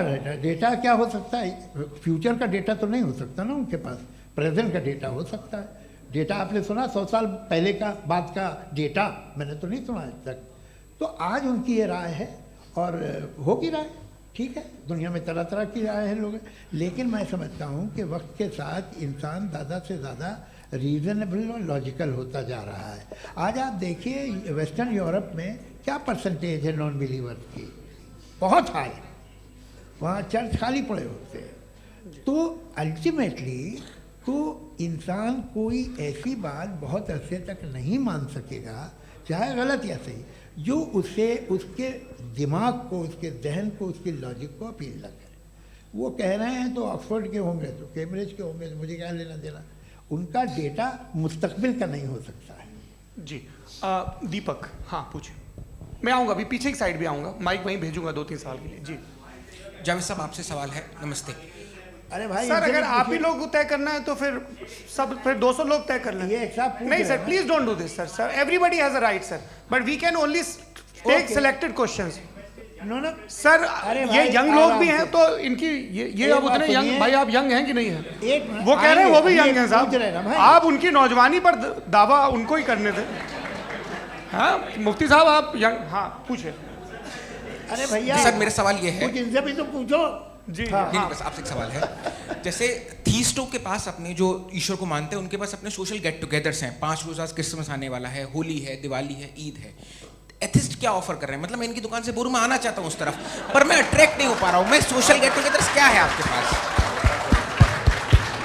वो ये कह रहे हैं कि जो धार्मिक लोग हैं, अलग अलग धर्म के लोग, उनके उत्सव त्योहार, कॉन्ग्रेगेशन बहुत हैं। अब आपको मैं एक सुनाता हूँ, यहाँ हिस्टोरियन भी बैठे हैं। मृदुला जी आप बताइएगा सही है कि नहीं। ये एक कॉन्स्टेंटाइन, एक ग्रीक रोमन बादशाह था, जो क्रिश्चियनिटी आने के 400 साल बाद उसने डिसाइड किया कि मैं क्रिश्चियन हो जाऊंगा, मेरी पूरी स्टेट कैंसिल हो जाएगी। उस ज़माने में ऐसे ही होता था, राजा जो धर्म इख्तियार करता था वो जनता भी कर लेती थी। इसलिए कि वो हो गया था बैंकक्रप्ट, और उसे जो मेडिटेरियन कोस्ट के रिच क्रिश्चियन वो थे मर्चेंट, उससे पैसा चाहिए था। तो उसने कहा यार क्रिश्चियन हो जाओ। तो उसने अपने वजीर से कहा कि भाई ये हिस्ट्री है कि अब हम लोग क्रिश्चियन हो जाते हैं। कहते सर हो जाएंगे, कोई प्रॉब्लम नहीं है, लेकिन एक प्रॉब्लम ये है कि 17 दिसंबर से 25 दिसंबर तक जो पेगन फेस्टिवल होता, जो पेगन थे वो लोग, जो फेस्टिवल होता है वो बंद हो जाएगा, इसलिए कि हम क्रिश्चियन हो गए तो होगा नहीं। तो वो बच्चों को बहुत बुरा लगेगा, पब्लिक को बहुत इन्जॉय करते हैं, ख़ासतौर से 25 को मेन डे। उसने कहा ये तो सही कह रहे हो, ये जीसस क्राइस्ट की पैदाइश कब थी? कहते साहब वो अप्रैल में थी। नहीं, कट करो, वो 25 दिसंबर को है। ये हकीकत है। और 400 साल बाद क्रिश्चियनिटी के अप्रैल से दिसंबर ले आए, और इसलिए कि यहाँ पेगन फेस्टिवल होता था। अब मनाते हैं आप आराम से। ये जो सारे फेस्टिवल हैं ये रिलीजन से, हर एक को एक इंटरटेनमेंट डिपार्टमेंट चाहिए होता है अपनी कंपनी चलाने के लिए। तो ये रिलीजन ने, ये सेकुलर त्यौहार थे जिन्हें रिलीजन्स ने ले लिया है। ये मौसम के थे, फसलों के थे, किसानों के थे, उसको आपने लेके रिलीजियस रंग दे दिया। ये कोई रिलीजन से थोड़ी आए आप। अच्छा हमें देखिए, हम तो मुल्द हैं, हम ईद मनाते हैं, हम दिवाली मनाते हैं, हम होली मनाते हैं, हम क्रिसमस मनाते हैं। बम्बई की फिल्म इंडस्ट्री की सबसे बड़ी होली हमारे घर में होती है, सबसे बड़ी ईद हमारे घर में होती है। वो हमारी सोशल वो है, हमारा हेरिटेज है। ऐसा थोड़ी है कि we will throw the baby along with the water. ये तो अच्छी चीज़ है, इन्हें रखो, जो बेकार है फेंक दो। जी हाँ, हेलो जी, मेरा सवाल नादवी जी से है। जैसा कि आपने बोला कि गॉड टाइम के भी परे हैं, और गॉड इतनी कॉम्प्लेक्स चीज़ है कि उसे ह्यूमन माइंड समझ नहीं सकता, और गॉड ने अर्थ पे फ्री विल भी दे दी है। तो आप अपना वक्त ज़ाया क्यों कर रहे हैं गॉड के बारे में बात करके? अपन को तो बात करनी चाहिए कि सोसाइटी को बेहतर कैसे करें। जी मैं गॉड वही बताता है सोसाइटी को कैसे बेहतर करें। अभी मैं आपका जवाब देता हूँ।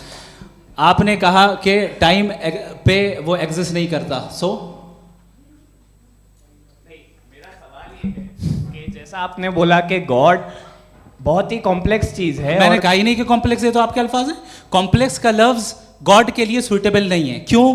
क्योंकि कॉम्प्लेक्स वो चीजें होती हैं जो ऑब्जेक्ट हो। God is not an object. जिसको आप इंस्ट्रूमेंट के जरिए लेबोरेटरी में जाके टेस्ट करें, oh it's very complex. No, वो कोई कार का इंजन नहीं है। मेरा वो सवाल फिलोसॉफिकली नेसेसरी बीइंग ऐसी बीइंग है जो सिंपल बीइंग है। हाँ, आप उसको मुकम्मल तौर पे उसकी तमाम हिकमतों को जान ले और हर चीज़ को जान ले, ये पॉसिबल नहीं है, क्योंकि वो ऑल वाइज है, आप ऑल वाइज नहीं है, और वो खुदा है, वो आपको सारी चीज़ें बता दे, ये ज़रूरी नहीं।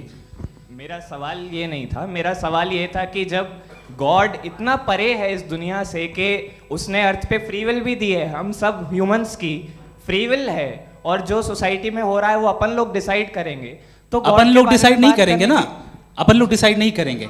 गॉड जो है, गॉड ने वो उसकी जात, उसकी एग्जिस्टेंस टाइम एंड स्पेस से परे है, लेकिन वो हमारा टेस्ट ले रहा है और उसी गॉड ने हमें बताया कि तुम्हें क्या करना है क्या नहीं करना है, तो जाहिर है उस गॉड की बात सुनेंगे ना हम। जी, वो पीछे एक चश्मा लगाए जो मैम खड़ी हैं, उनको दीजिए। हाँ, आप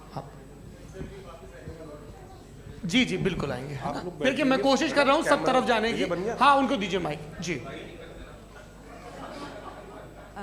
हेलो सर, मैं ओमनी प्रेजेंट नहीं हूँ, टाइम पाबंद हूँ और जहाँ तक कोशिश कर सकता हूँ करूँगा। जी, अपना नाम बताइए। मेरा नाम उर्सुला है, मैं दिल्ली यूनिवर्सिटी की एक स्टूडेंट हूँ और मैं स्टूडेंट फेडरेशन ऑफ इंडिया से हूँ।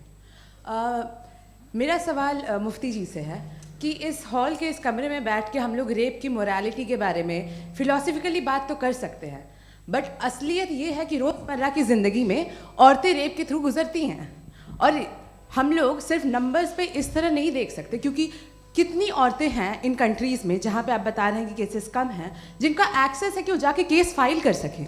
कितनी औरतें हैं जो जिनको काम करने की आज़ादी है उन कंट्रीज़ में। यूरोप में ये आज़ादी आ गई, यूरोप में ये रूल्स आ गए, तो हम आज उसके बारे में बात कर पा रहे हैं। जी, जवाब। आपने ये कहा कि कमरे में बंद होकर हम लोग इस पर फिलोसफिकली बात कर सकते हैं, लेकिन हकीकत में क्या हो रहा है, वो ग्राउंड लेवल पे क्या हो रहा है जो बहुत गलत हो रहा है, और वो सफ़र कर रही हैं। आई एग्री, बहुत गलत हो रहा है, और जो गलत हो रहा है उसको हमें रोकना है। और क्यों रोकना है, वो गलत क्यों है, हमारे पास इसका ऑब्जेक्टिव फाउंडेशन है, इनके पास उसका ऑब्जेक्टिव फाउंडेशन नहीं है। मैं ये कहना चाह रहा हूँ कि जहाँ पे भी जुल्म हो रहा है, जहाँ पे भी औरत पे जुल्म हो रहा है, या उसकी इज्जत लूटी जा रही है, या उसे तकलीफ पहुँचाई जा रही है, और सिर्फ औरत नहीं, किसी इंसान के ऊपर भी जुल्म हो रहा है, तो उसके खिलाफ खड़ा होना, ये मॉरलिटी हमारे पास गॉड के पास से आई है। वरना जावेद साहब तो कह रहे हैं कि जो है मेजॉरिटी डिसाइड करेगी, तो मेजॉरिटी तो कभी भी बदल सकती है। क्या आप नातू? हाँ। ये थोड़ी सी आपको गलतफहमी है। मैं अगर मेरे जुमले से ये मदना निकला या मैंने कहा, तो ये जुमला मैं वापस लेता हूँ, ये मेरा मतलब ही नहीं था कि मेजॉरिटी डिसाइड करेगी। मेजॉरिटी डिसाइड करे तो दुनिया में बड़ी, वैसे आपने कहा था ये जुमला। अच्छा, हो सकता है, मैं मान रहा हूँ, बाद में रिकैप कर लेंगे। अरे एक सेकंड, मैं अपनी एक्सप्लेनेशन देता हूँ। मुनासिब बात यह है कि हम सब के सब दिल में जानते हैं कि क्या अच्छा है क्या बुरा है, हमें पता है अच्छी तरह से। जो लोग बुरे काम करते हैं उन्हें भी मालूम अच्छा क्या है।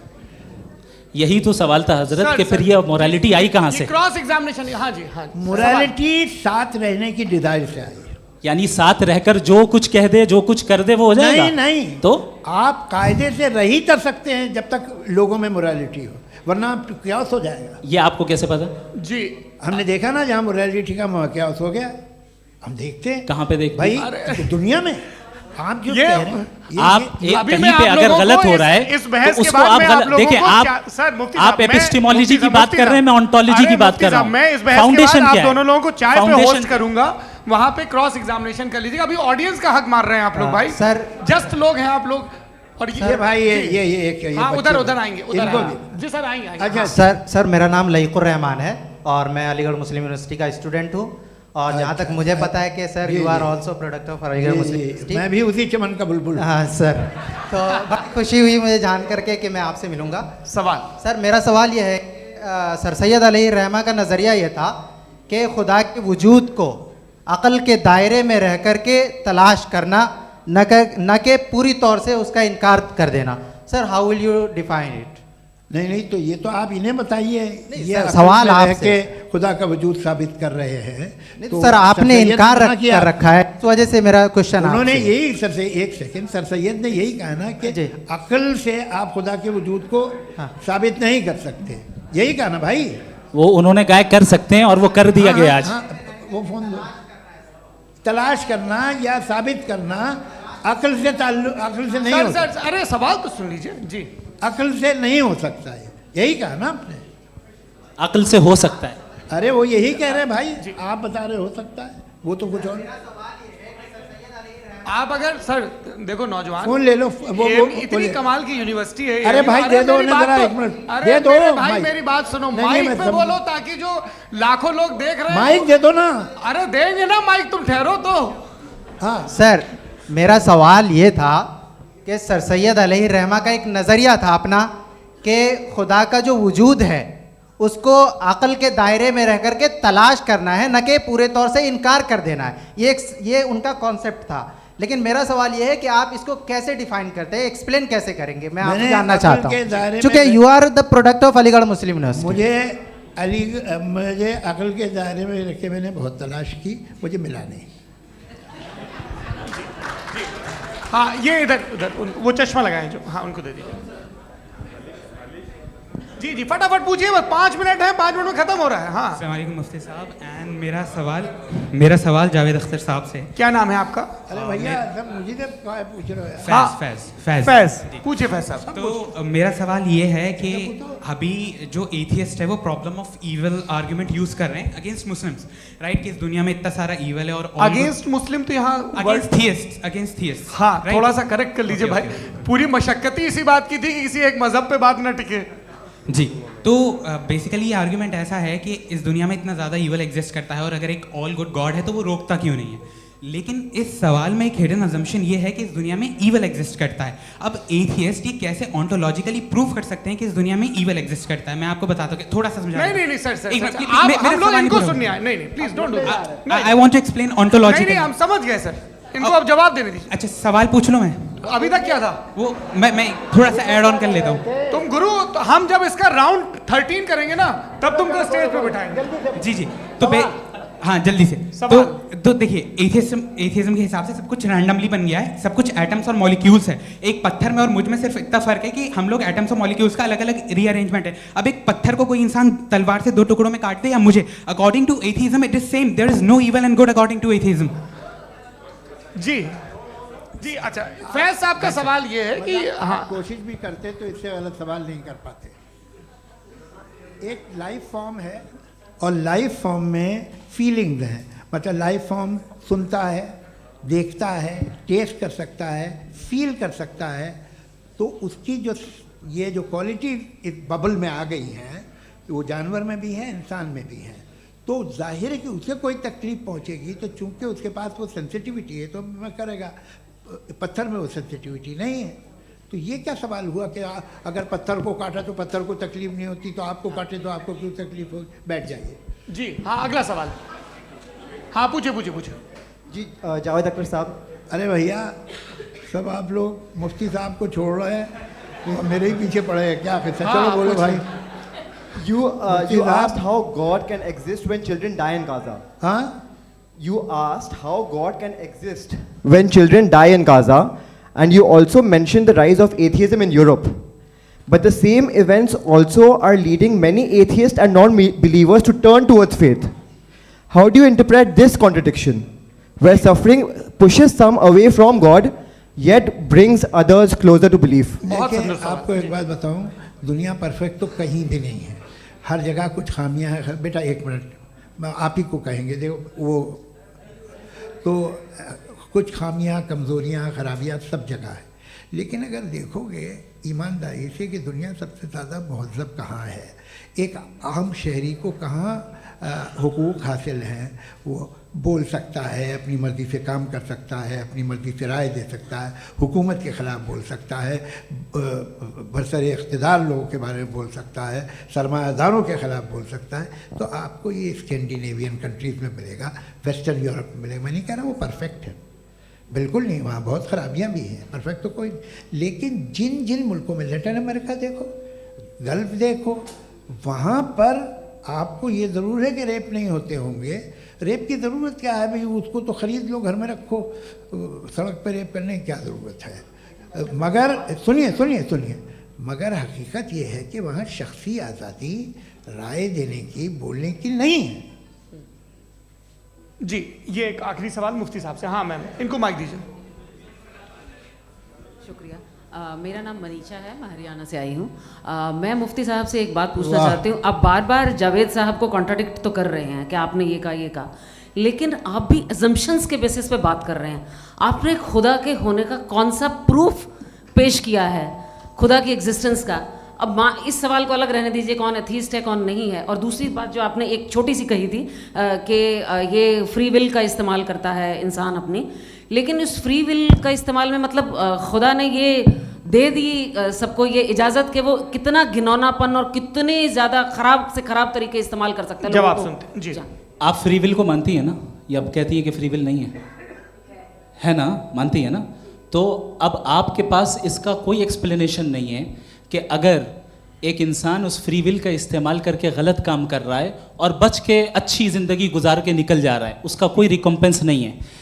हमारे वर्ल्ड व्यू में जो इंसान गलत काम कर रहा है उसको भी रिकम्पेंस यानी उसका बुरा बदला मिलना है, और जो सही काम कर रहा है उसको सही बदला मिलना है।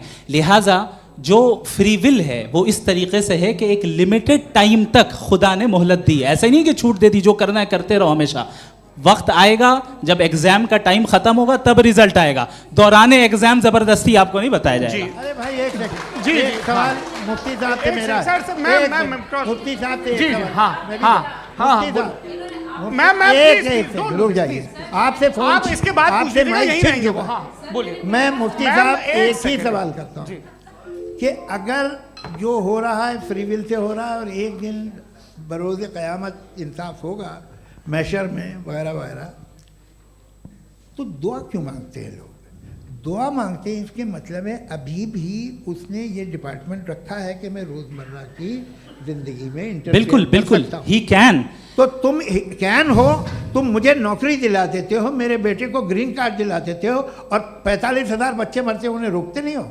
नहीं तो क्या आप ये कह रहे हैं कि इस दुनिया में जालिमों को कभी पकड़ ही नहीं होती है? अरे जो भी पकड़ होगी वो बच्चे रोते हैं। बिल्कुल, देखिए वो मैंने औरतें अपने रोती हैं, ओपनिंग जिनके बच्चे स्टेटमेंट में यही कहा था आप कि मुझे जनाब नौकरी जावेद दिलवा साहब सिर्फ रहे हैं, इमोशनल मेरी आर्गुमेंट बेटी की जगह सही दिस इज जगह एन शादी इमोशनल करा रहे हैं। आर्गुमेंट। ये छोटे मोटे काम इसके पीछे इसके पीछे का रीजन मैंने बताया क्या है, देखिए इसके मैं पीछे बार का बार यहाँ विजडम क्या है पर मैंने बताया। मंच से आप लोगों को सज्जनों इसलिए कह रहा हूं ताकि थोड़ा सा आपके कॉन्शियंस पे जोर रहे कि आपको ऑर्डर बचा के रखना है। वक्त तय हुआ था, ये वक्त पूरा हुआ, आपने इतने धैर्यपूर्वक सुना, मैं आप सबका बहुत बहुत शुक्रगुजार हूं। यदि इन दोनों विद्वानों की इच्छा होगी तो कभी हम इस बातचीत का राउंड 2 राउंड 3, यही तो देखिए खूबी है इंसान की कि बहस मुबाहसे में वो पड़ा रहता है। आप लोगों ने बड़े धैर्य का परिचय दिया, बहुत बहुत शुक्रिया। इसी के साथ ये बातचीत यहाँ पे आप समाप्त लोग को होती है। मैं एक बात बता दूं, ये सारी बहस हो गई, अब मुफ्ती साहब और बड़े मुफ्ती साहब इन साथ के साथ मैं खाना खाने वाला हूँ।